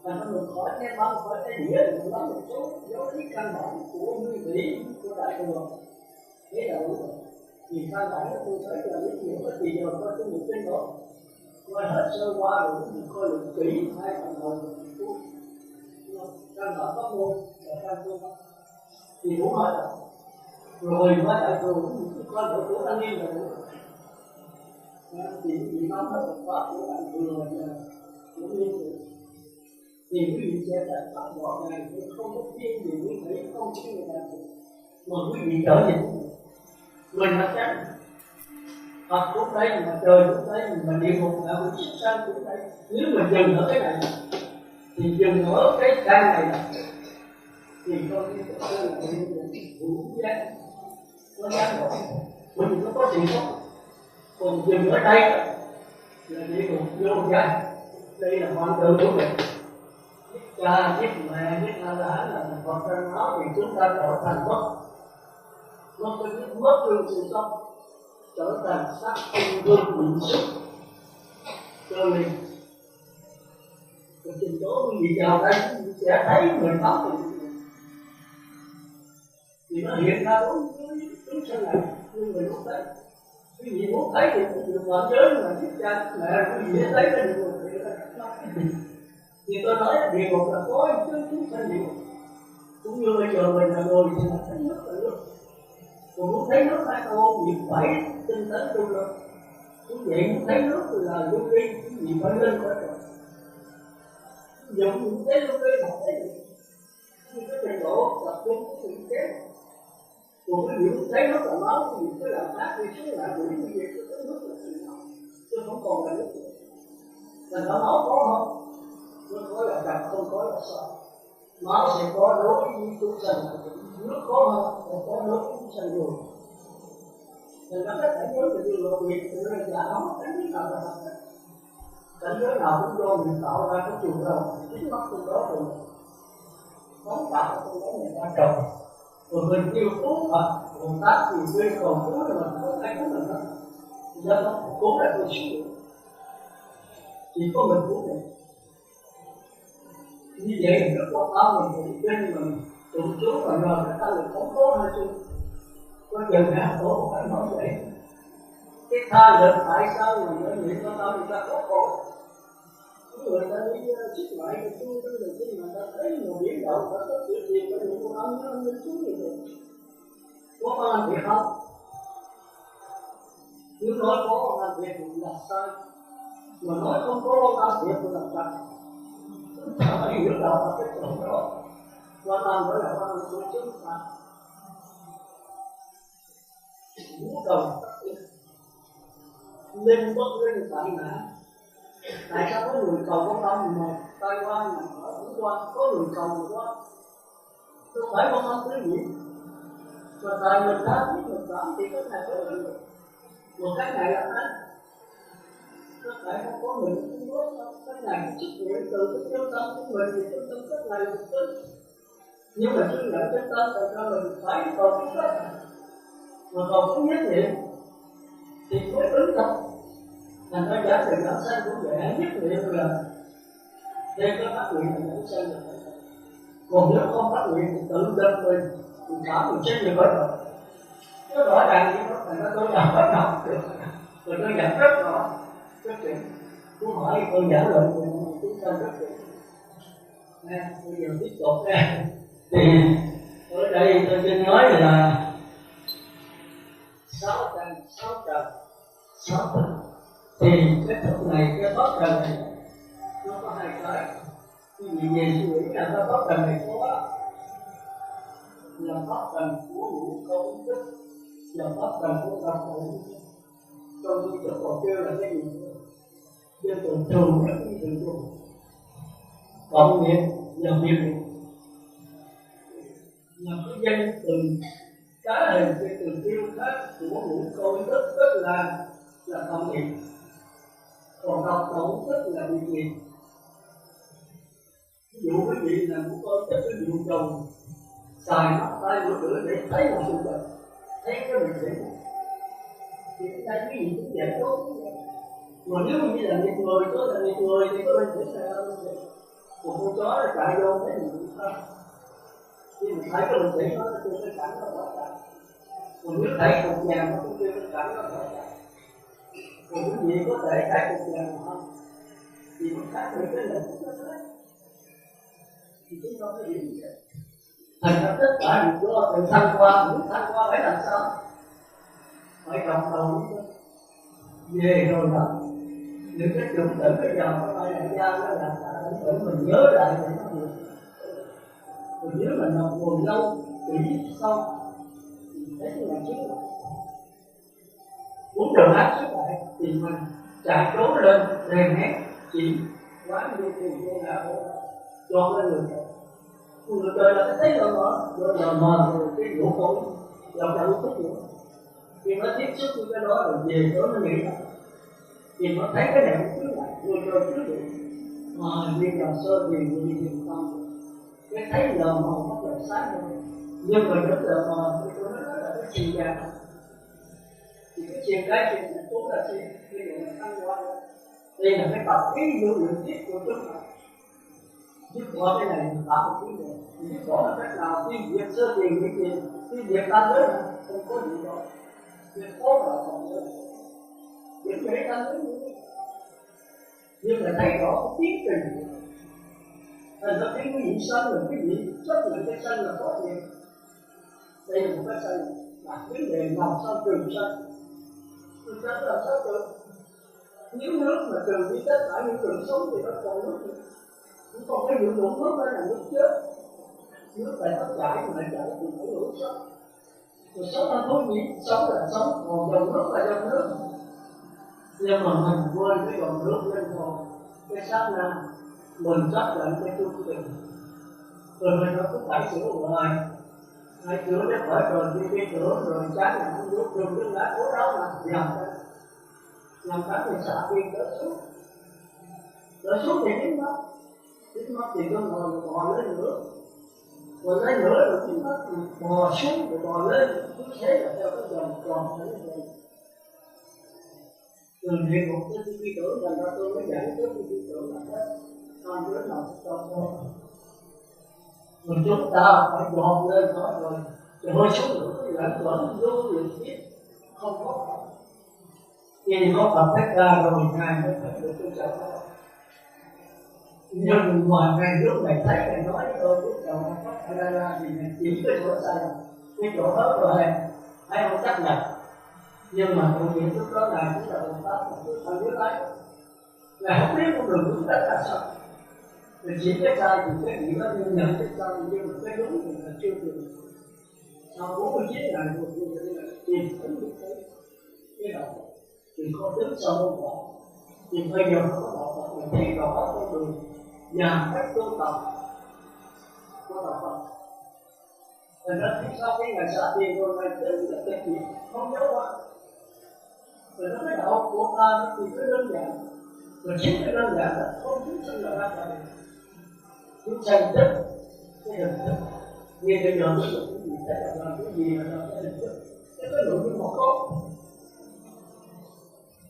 mình đạo Phật thì tốt khổ sơ mình chúng ta muốn nói bên ngoài không nói được nhưng bây giờ chúng ta phải đi học cho đã người ta trả bài không có gì sâu chút đâu không có tiền để đi học với bằng tiến sĩ người kia mà đi vào chiều sâu là tí thì cái gì phải thử vậy nhưng tiến sĩ không thể ở đời được cũng làm cho có cái căn cần rất là khác nhau sao cách tu tập làm sao để chấm dứt căn tập chấm dứt không phải là diệt bỏ mà là thấy rõ thấy rõ thì ta là rất nhưng mà cái gì thấy rõ cái gì thì không còn cái mắt Đức Phật nó nói lại đến đây để thấy bằng mắt các con nghe bằng tai các con ngửi bằng xíu độ mình thấy bằng mắt như lai mình thở bằng nó ngửi mình thấy rõ làm sao cái này là cái khó khăn thành lâu ngày thì tình việc chết cái này không biết là đâu chúng sanh cái tập trí của nó cái thói quen cũng có cái duyên của nó cái dính mắt đó là không ăn cố rồi miễn nó nhận lại không có môn thì nó cũng có môn còn có môn thì nó còn mà hôm nay chúng ta muốn vậy là chúng ta phải hiểu rằng cái niệm một chút mình thấy nó đơn giản chứ nó thôi. Vì sao vì trở lại tôi cái này thấy không? Tôi này thì đơn giản cái pháp trần rồi là chủ nhiệm nhiều suy nghĩ có ai cũng pháp trần. Một cái ngũ câu tức là cái một là ngũ câu chúng ta còn kêu ngũ là cộng nghiệp. Những người dùng mắt ta những người để thấy được tôi cũng dùng mắt ta những người để tất cả mọi người để nếu là những người cũng dùng mắt ta. Cái còn trong cái niềm chung của này. Nhưng mà tôi về tôi suy nghĩ tôi nói gì của khác. Tôi không đồng ý với hỏi thì mình không có sức tăng. Thì tôi tập trên trụ cái lâu rồi tôi có điểm tiến qua ý sức. Còn quý vị có thể ở cái này quý vị trở gì nào đi tìm ra một người. Tìm ra một sống những cái quỷ hay là không quỷ. Hoặc không quỷ hay lâu hay sâu thì tùy ở mỗi người. Có gì ta tập trung mạnh người ta nhảy qua tới ý gọi. Cho thì quý vị tăng thì có thể được biết. Thành ra cái ý này nó có ai chắc nhau cộng nghiệp thì để ai cũng phải sống chung như vậy như cái việc nghiệp của tôi thấy cái cộng đồng này tôi có một ý thì tôi có thể dọn có cộng đồng khác tôi dọn qua hết rồi mà nếu tôi là người mà tâm tôi tâm rồi thì tôi phải tìm hết rồi tôi nói hết rồi tôi có lại mà cái người không là cái vậy gì có người khác thành ra phải trên tới cuối cùng là chỉ có người bị trên tới thì mới dọn được. Một tên tấn cuối cùng thì phải đưa tới một cũng là không tin tưởng. Một tên tấn nữa thì một số là những sự chân thật. Cái này là cái khó khăn nhất của tăng ni. Cư sĩ người ta cũng khó cư sĩ là kẻ lỡ buồn. Mà người ta còn tên tấn mình không tặng. Không có gì mới là tốt. Cái gì rất là tốt này. Không có đó thì ăn mà không bị là khó tự do. Thì Phật tử đó mới lo ăn mà lo chồng, lo con, lo cha, lo mẹ. Rồi mình không có cha mẹ, không có anh em, không có con nữa mà chỉ là cha mẹ của cho nên chúng sanh trong 6 người đều là cha mẹ của ta. Vì một ngã ngũ xuất sanh ra cô ta đều là cha mẹ của mình trong mình. Thì cái này là tôi nói mình phải như vậy đó thì mới là tốt. Thành ra tôi từng nói là cái xương và xương từng về thôi. Tâm hiếu là tâm Phật, đạo hiếu là tôi chỉ làm sao có gì là Phật được. Tâm trần đạo hiếu là tâm trần, chỉ có một quyền lý. Mình bắt biết một quyền lý bắt lúc sinh như cái đạo Phật pháp mà làm sao mà làm. Tâm hiếu mình có thể coi, nhiều người chúng ta thấy là nhiều quyền làm thôi. Cha mẹ chết rồi, mình bị chở cái máy bay anh muốn bay anh để cho nó bọc ni lông chở vậy mình tới một cái nhà ngồi 400 tỷ 400 triệu rồi chở từ qua đó thì cũng muốn 400 triệu có mình sai đủ rồi để chi vậy để anh thấy cái phim mai rất là giàu em cũng tốt quá thành ra cái chuyện đó mình tiêu rồi còn lo đừng chút sách lợi cũng là cái tốt quá. Thế mà chúng ta tốn khoảng mấy tỷ mà không rất cái người mà con người mà nó đến nước sống này tốt là 1-2 triệu thì sẽ còn cái gì là 9-11 triệu là không cho xã hội chắc không? Không chắc xã hội thì là bộ phận là lương lý là đạo đức không có đạo đức thì có bộ phận trách nhiệm lương lý khác còn cái đạo đức khác nha đạo đức là để cho tăng sống chung hết ai cũng là cha mẹ mình là con bò thì câu con chó cũng là cha mẹ mình là con bò mình coi lại cái đứa tự tử với cái cô sinh được biết thì chúng ta phải nhớ tâm hiểu là con Phật mình làm của người xuất gia mình cứ sĩ không làm muốn làm được cái đó là ta phải được mình cứ sĩ mà quý vị người ở đó số mà chết như xin một triệu mà quý vị không lo số ai gầy nói gì quý vị cha mẹ có đó với tôi từ bây giờ tôi nói lại các mẹ có thì quên tôi thường nói là tiền cho cháu lợi dụng lẫn nhau thì đa số là tình này cũng lợi dụng tôi thấy có hai cái lợi dụng thiện là lợi dụng ác nếu mà nó có cha mẹ là lợi dụng ác tôi muốn ăn một con cháu thì tôi đưa ra 10.000 bao nhiêu đó thì tôi được con cháu thì nó có tiền thì khó khăn mà có tiền thì tôi trao đổi thôi. Thì cha mẹ của tôi bây giờ có lúc dạy nếu không nuôi là một đời phát trách. Còn người mà con lớn sống từ gần nữa mà tôi không nuôi con đưa một người bạn gì hết không hay rất nhiều. Nhưng mà không còn cách. Thì tôi được trở về tôi nói những cái hay có động vật những cái gì nhiều. Thành ra cái này vô duyên con mắt, vô duyên tất cả, hay nói đúng là vô duyên căn, tiếp xúc với trần, hay là vô duyên sinh lý, tiếp xúc với vật lý, thì sinh ra thức. Đây là cảm giác thì có ngã quỷ. Cái đây là nha, mình năm cái này nó dễ, nó chỉ là cảm giác giống nhau, ta hiểu được một cái là hiểu không đâu, nhưng mà cái này là sao?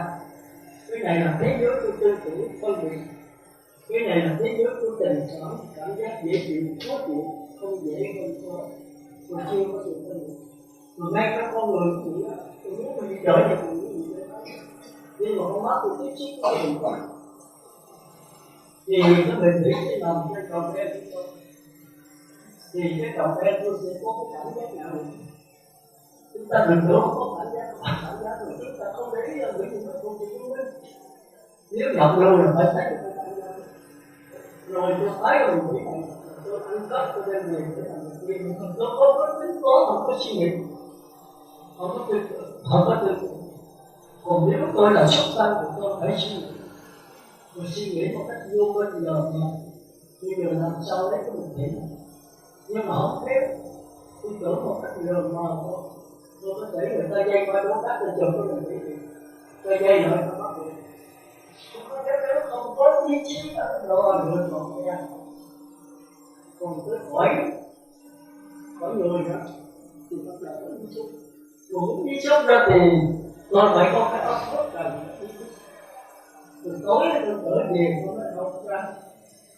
Tôi mới thấy là ý thức không có ý thức của là tốt rồi. Đúng ý thức này nó mới sửa cái sắc rồi. Cái nhãn thức này càng đơn giản cái ý thức. Thì có là kêu là những con ý thức. Còn ý thức mà về nó suy nghĩ một mình nó thì kêu là ý thức. Chính đọc đầu mới phải sửa một ý thức. Rồi cái việc của quý vị có không? Còn ban ngày quý vị phải sống với sắc trên quý vị sống với mắt ta quý vị thì quý vị phải đem cái ý thức này phải sửa đây. Thì cái này thành thành ý thức. Đúng không? Không để người không phúc hỏi lại. Thì tôi sẽ trả lại, còn biết hiểu thì thôi. Còn nếu tôi không trả lại thì những gì về trả lại cho quý vị nghe. Nó sẽ cho quý vị tới được gì, tôi sẽ trách cái đó. Quý vị phải nghe không? Thì quý vị làm đấy. Mình không cho tới người khác nói là nào. Người nào pháp này. Người ta có thể thành pháp được, mình cũng chúng sanh, thành pháp rất là chúng ta chúng sanh, mà không phải là sanh ra người ta pháp. Rồi có nhiều thế là chúng ta từ những đồng biết là ai là hòa với cái gì vậy. Người thành từ lúc chúng ta làm được tốt. Đó thì cái nhãn thức này tới cái ý thức đó thì nó cải sửa cái con mắt này. Thì con mắt nói gì nào nhãn thức của ngài cũng bây giờ người ý thức cải sửa thì bắt đầu nhãn thức của xuất sanh. Rồi tối đó nhìn ngắm lại nó không nhiều ý cái nhãn thức xuất sanh. Tức là có tư tưởng mà không có ý phân biệt đáng đo cái hành động. Thì bắt đầu nó tập trung kỹ mà lâu lâu thăng qua cái nhận thức luôn. Thì nhận thức nó là ý xúc. Ý xúc mới là bắt đầu cải sửa cái nhận thức này thành cái ý xúc. Thì cái ý thức này, ý xúc này ban đầu có là độc đầu ý xúc. Còn nếu cải sửa vậy thì kêu là những câu này ý xúc. Hiểu không? Thì mình có thể gì đó thì tôi đã kỹ nữa là cái gì về nghe là gì đó nha. Rồi cái đây thôi nếu hiểu biết là ý khỏi ý khỏi là sơ thì nghĩ gì không ý ái là một thứ gì một thứ không là cái gì bây giờ chúng ta phải là tôi nha. Bây giờ chúng ta phải thôi thì các bạn cũng đó thì tôi nói một câu những gì nói theo rồi ta là như vậy đừng có sợ đội nói tôi không nói nữa, nó không nói bao rồi. Rồi tới buổi gì hay cả bởi vì nói ba là rồi tôi che cái bản người đó, cái gì tôi nói có thể phải nói thuộc lòng tức là ai để cho này nó rồi ngoài không có ra nữa rồi có gì mỗi người phải mỗi cả rồi cái gì cô làm cả nữa còn rồi có cái bản của người mình cũng gì cả rồi con cái bản này cái gì phải cả thì xong thì phải qua 4 năm rồi chịu lắm cái này mỗi người phải là mới làm chứ không có người nói mình làm việc phải làm phải làm cái này là cái sanh tử của mình sanh tử là việc lớn thì tôi phải quyết định như chấm dứt đâu còn muốn chấm dứt là phải chấm dứt đúng rồi cả thì chúng ta bắt đầu thấy đầu tiên còn muốn chấm dứt luôn hả chúng ta phải thấy rõ thì phân tích chia sẻ để thấy rõ đừng thấy rõ cái cảm giác thì cái chiều cải chiều không nó đến rõ là luôn một khi thấy rõ rồi thì thấy là nó nói hết cùng chỉ cần thấy rõ thì cái gì thấy rõ mà cũng dễ mà thật ra nó là cái tập biết do đó nó thật là rất nhầm thì thôi tự định là không phải đó đâu người nó thấy rõ ta nó đi ngược cho đời xuất sanh thì duyên dính mắt xuất họ thì quyết hết tất cả mọi sự nhất là người Tây Phương rất sợ sợ họ là cái đó không có vấn đề sanh già chết những cái thường biết rất là biết thương đối cảnh là vô tâm mà cái gì cái đối cảnh mà đừng có tâm quý vị đừng có hơn thua đừng có tính toán thì già là già phải cố gắng mà được mặt nó người ta biết ông già nào cũng vậy rất là có thể vậy còn chết thì ngã là chết nhưng mà người ta sợ chết rồi chết là không chết sao không phải chết nữa thì không nghĩ cái vấn đề chết của người già với người bệnh gì ai không qua con đường đó nhưng mà nếu chúng ta đặt vấn đề mình vấn đề chết thì bắt đầu có đâu vấn đề là cuối cùng một lần mình thẳng là đó thì sống với nước già với người già nhưng mà mình biết là mình biết họ có già nó mình chết thì cái thân chết cái thân không có chết nếu mà nhận được cái đó thì không phải sửa gì nữa không phải sửa thì mình lấy cái phải sửa là tôi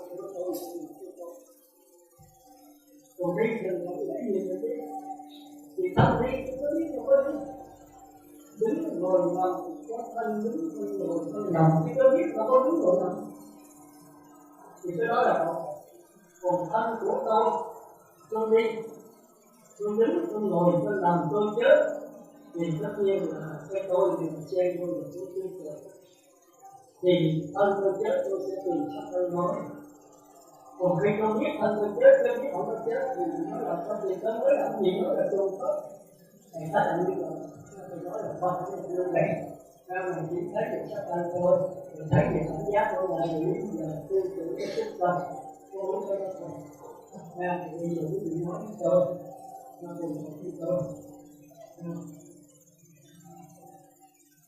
vì 6 căn do nhiều căn tức là sinh lý do nhiều căn tức là sinh lý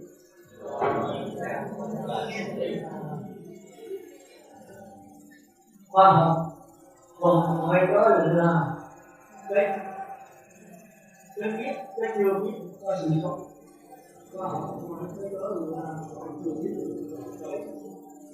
cái gì đó thì tôi có biết khoa học ngoài đó là sống cũng có biết khoa học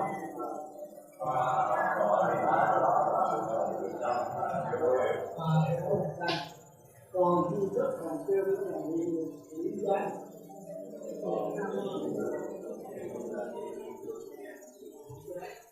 rồi địa ngục của trái là căn địa ngục có mắt tai mũi lưỡi thân và tóc cái gì nói là địa ngục của trái gồm có mắt tai mũi lưỡi thân và tóc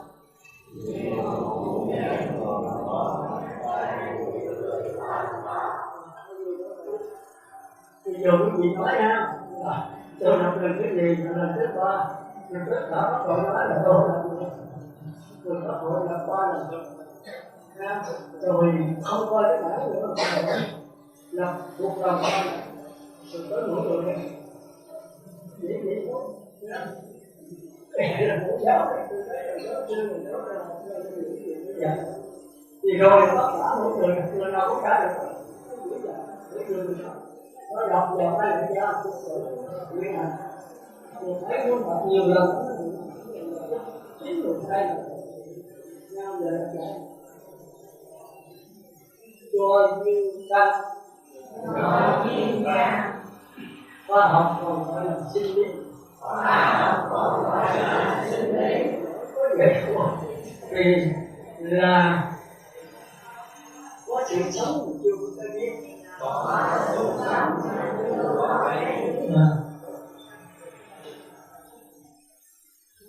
duy nhất còn gọi là địa ngục hữu giác. Địa ngục hữu giác gồm có mắt, tai, mũi, lưỡi, thân và óc.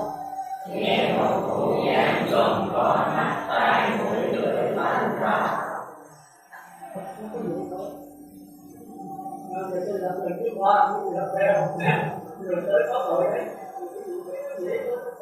nhưng mà lần rồi tới cái tầm 2 hồi nhập một rồi nó tới thứ 3 hồi nhập một thì nó bắt đầu có này rồi sau rồi mới qua mới mấy cái trước cái khổ những gì đi cái đầu nó dễ quá đọc nó rồi từ lần thứ 3 nữa do duyên căn khoa học gọi là sinh lý. Có sự sống mà chưa có cái biết.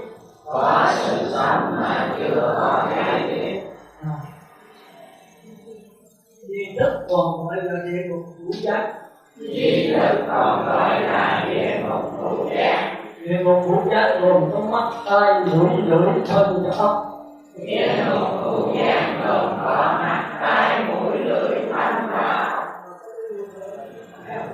Rồi bây giờ nhớ cái gì nói ra tôi không có làm gì nữa gì phải nói ra cho duyên căn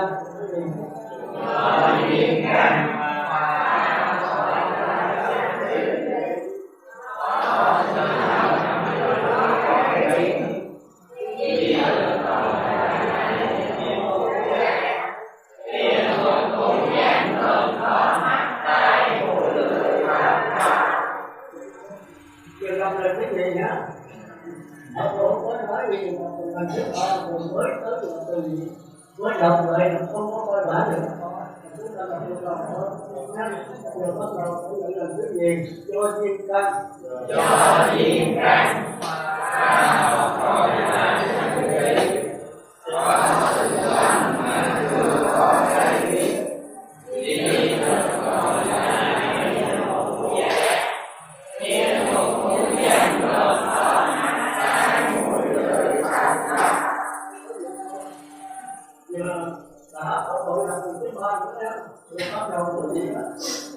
nó dễ nói mà không phải dễ và cái thứ hai chúng ta có hồn một còn đấy chúng ta chắc là được cái này rồi thì tới chúng ta mới qua cái gì cái trời là mới có mình đấy cái này là mới của địa ngục ngạ quỷ chúng ta nên nhớ địa ngục ngạ quỷ địa ngục vô giác ngũ giác rồi đây là súc sanh đây là ngạ quỷ đây là súc sanh tôi có người những gì dừng ở cái này những gì còn cái gì dừng ở đây thì những gì là cái gì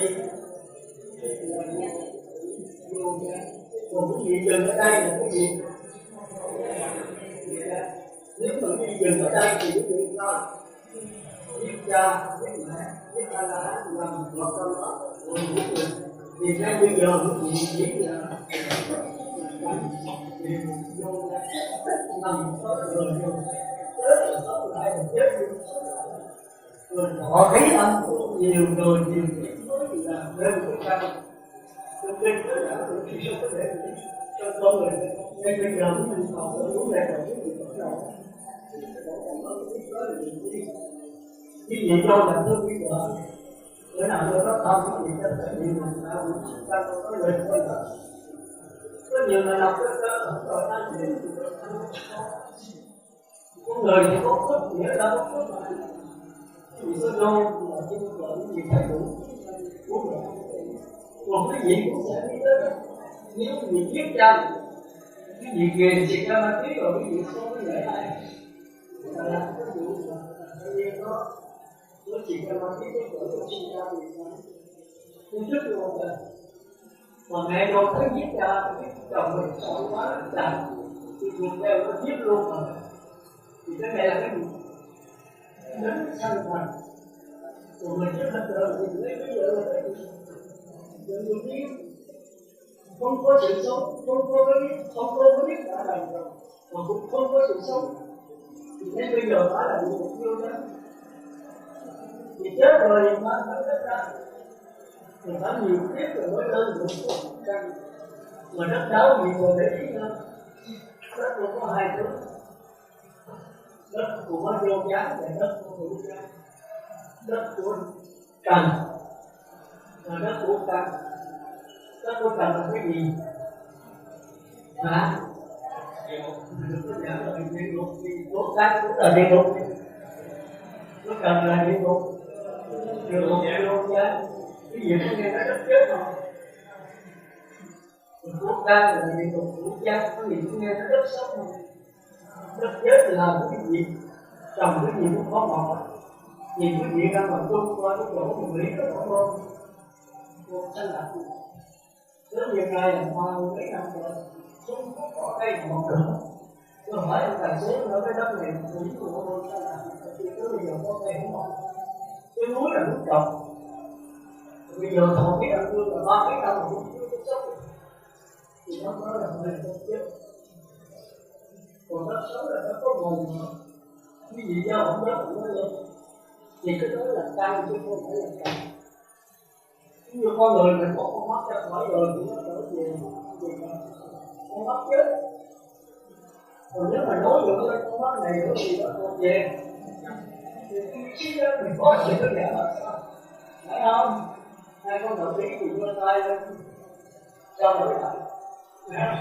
cái gì thấy cao người mình câu tất cả những điều mình có cái đó mà muốn thấy được cái đó thì phải thiền được ngoài cái thiền được ra là không có giáo lý học gì nhiều đó chỉ tưởng có học giáo lý nhiều đó nhưng mà ngày giảng rất là quan trọng chưa có ông tiến sĩ nào mà giảng làm chi tiết cái gì coi cái điều căn cái gì phải chưa không là nó được rất là nhiều tám căn tám cần tám nó tai mũi thân trí tâm sắc trên đơn vị chức pháp người chân thấy nghe được biết rồi cũng biết mà 14 giờ như giống như đất còn với thị trường có 6 căn 6 18 nước chỉ như nói những suy nghĩ những mới thấy những mới thấy là những gì bên ngày thường có mặt ra bên nguyên thủy không có thành ra nguyên thủy là không có bao giờ mà trai tăng thấp một thấp hai thấp bảy chết rồi là đồng hai là tức không có cái ai lại ra chứa là không có cái mặt ra còn bên đi thực thì thầy đều chết rồi còn với ai lại ra thì mặt ra ai lại ra chúng ta tự nhiên là linh hồn còn mặt ra chúng ta biết là tự nhiên cái mặt ra tôi là cái gì cái là gì rất là thích bảy và thích đó còn hai cái thành ra tôi muốn cái gì cho bạn học được gì không nhớ đã vậy mà tôi nhớ rồi làm được cái đó tôi về trở lại đó thì đều cái gì ra đặc biệt là thứ hai là thứ ba thấy không rồi cái gì phải cần hơn cái phải cái gì là tôi làm rồi tới mỗi gì nữa cả thấy không rồi rồi tập lần thứ hai là do nguyên căn và mọi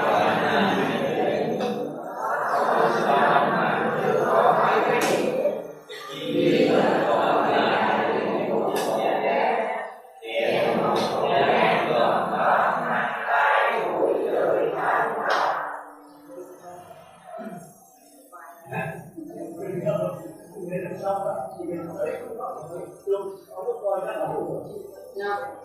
Chúng ta đừng có nhìn ai hình gì thế là không hay đó.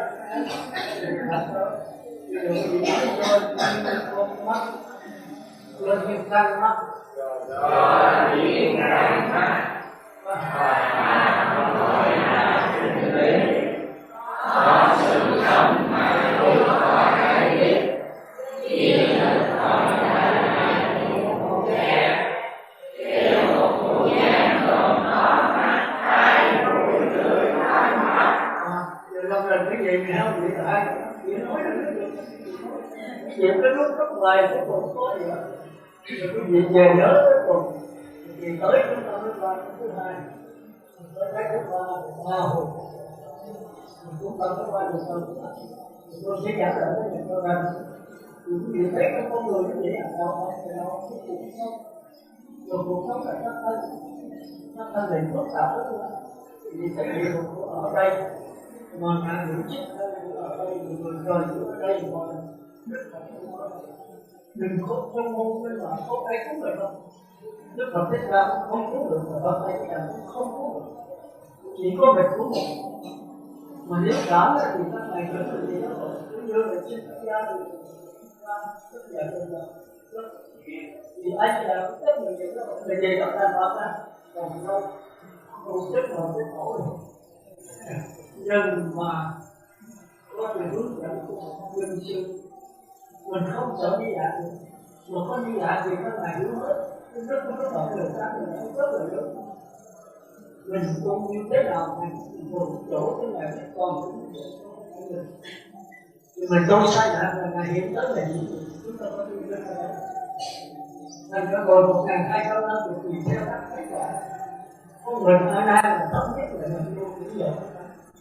Mình học đâu là giải thoát đầu tiên mình đã có cuối cùng không cần cái đọc mình có thể đi cái rõ như vậy không có giáo hồn nhân mà nó chậm rồi đừng ở lại đó mình cái gì nữa rồi rồi duyên căn mắt rồi duyên căn mắt và gọi là sinh lý có sự sống mà chưa có ai biết chỉ thức gọi là địa ngục khu giác. Địa ngục khu giác gồm có mắt tai mũi lưỡi thân áo. Đừng có làm phước ba nữa là có mũi gì có cả nha. Có dễ gì nói, có đầu thì dễ ra. Bây giờ là mình vô duyên căn mắt.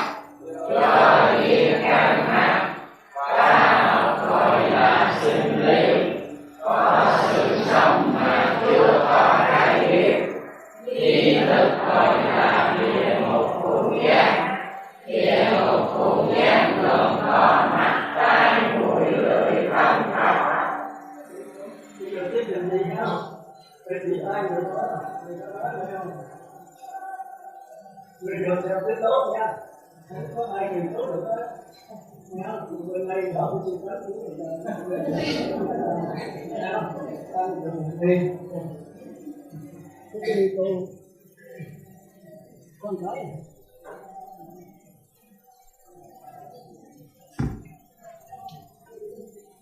Rồi cái lập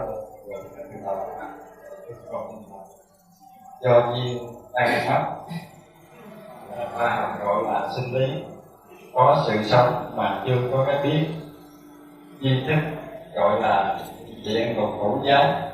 Địa ngục khổ giác gồm có mắt tai mũi lưỡi thân ốc. Rồi nói rồi giờ tới hiện trường mình tăng mình đi đưa cái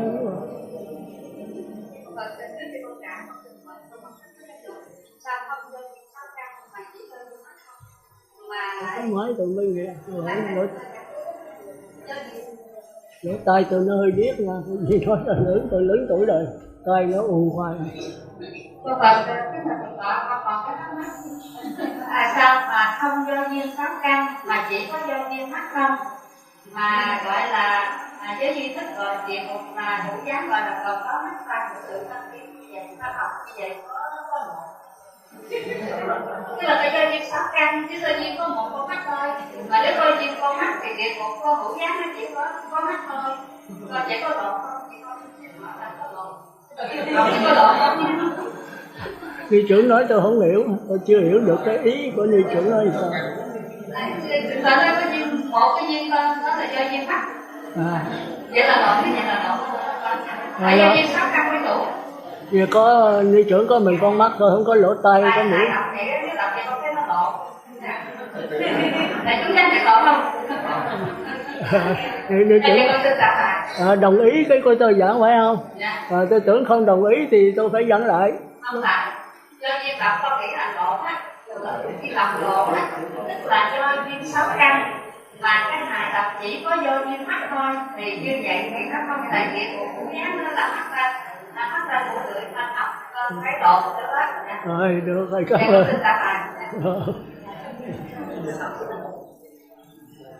Do duyên sáu căn, khoa học gọi là sinh lý, có sự sống mà không có cái biết.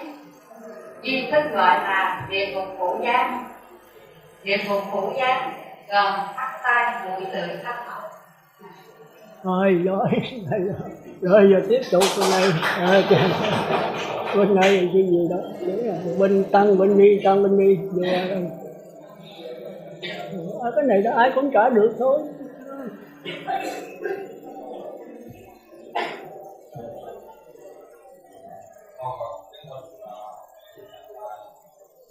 Thì cái đoàn bán thử coi.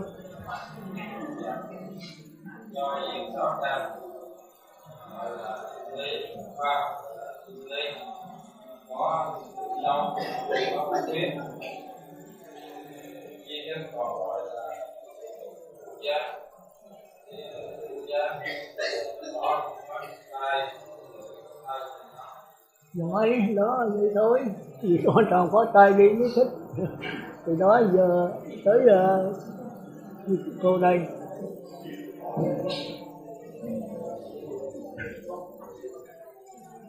Một Phật do duyên sáu căn mà khoa học gọi là sinh lý, có sự sống mà không có cái biết. Tri thức gọi là địa ngục ngũ giác. Địa ngục ngũ giác gồm có mắt tai mũi lưỡi thân và óc. Dạ, nó có vậy thôi. Giờ vô qua bên này. Bên tăng, thấy là bên tăng, bên đi, bên tăng, bên đi à.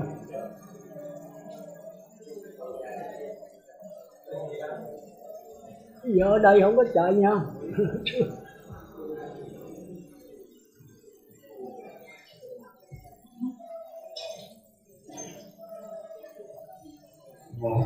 Đợt tọa và chú trả vào do duyên sáu căn, khoa học còn gọi là sinh lý, có sự sống chưa có cái biết. Tri thức còn gọi là địa ngục ngũ giác. Địa ngục ngũ giác gồm mắt, tai, mũi, lưỡi, thân và óc. Rồi, được rồi đó. Bây giờ tới bên đi. Không có gì dễ ở, có cái gì. Nhưng mới đầu dễ muốn giấu mà. Lần bắt đầu đi dòi cái nhiều á.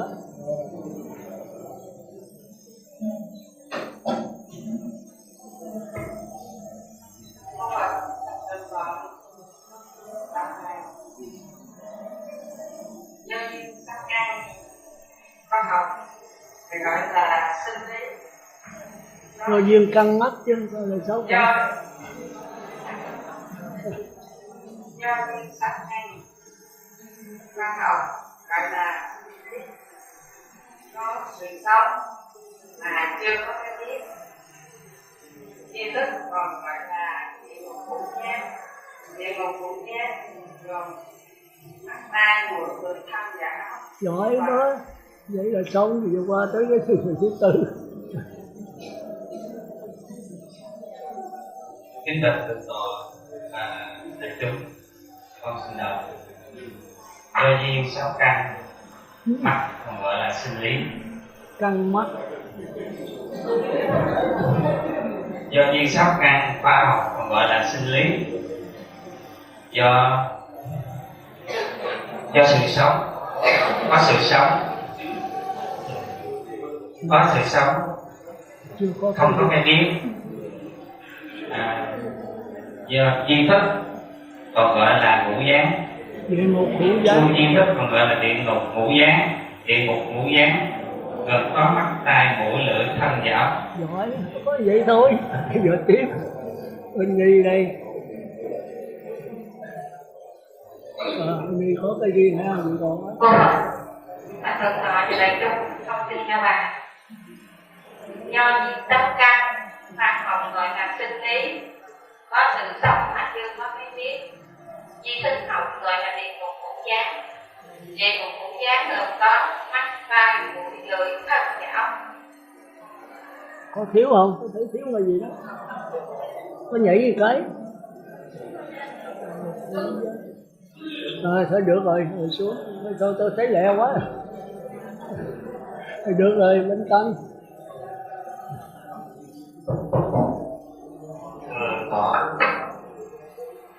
Do duyên thức căn khoa học gọi là sinh lý, có sự sống mà chưa có cái biết. Tri thức gọi là địa ngục ngũ gián, rồi có mắt, tai, mũi, lưỡi, thân và ốc. Rồi giỏi, nó có vậy thôi, nó có gì giờ tới mình đi. Giờ đâu có ai chạy được. Cũng là cả thôi. Đó là do duyên căn khoa gọi là sinh lý, có sự sống mà chưa có cái biết. Tri thức gọi là địa ngục ngũ gián. Địa ngục ngũ gián gồm mặt, tai, mũi, lưỡi, thân và ốc. Giỏi, nó có vậy thôi. Giờ Minh Tân.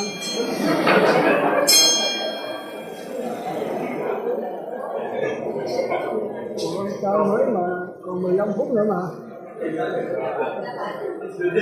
4 giờ hay là 3 giờ 45? 3 giờ 45 hả? Thì đúng, tôi tưởng đâu 4 giờ tôi dặn chiều 5 phút nữa chúng ta dặn. Thì tôi tới đây thôi, thì tới cả trước.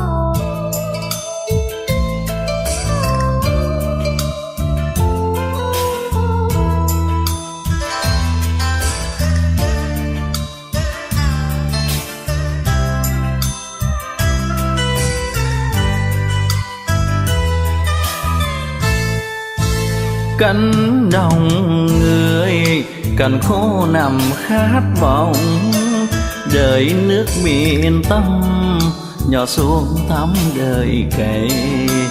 Cho hạt từ bi mưa pháp xuống thân này, cho cánh đồng người đêm ngày thôi khô cháy. Bao năm rồi con nhớ lời thầy dạy, ngày con quý thầy lên bục giảng đường, truyền trao cho con muôn vạn tình thương. Thầy khuyên chúng con đừng lầm lối sai đường.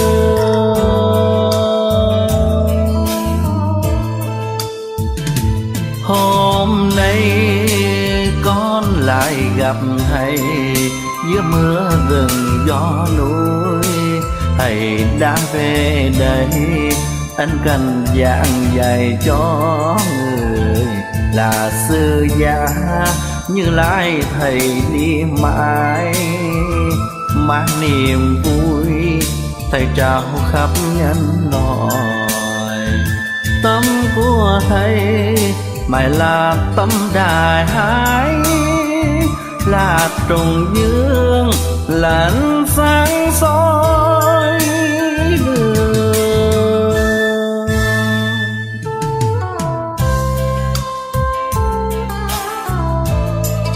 Thầy ơi, dù ở phương trời nào, thầy vẫn mãi là thầy của con. Dù đi đâu về đâu, con vẫn kính và nhớ thương thầy mãi mãi.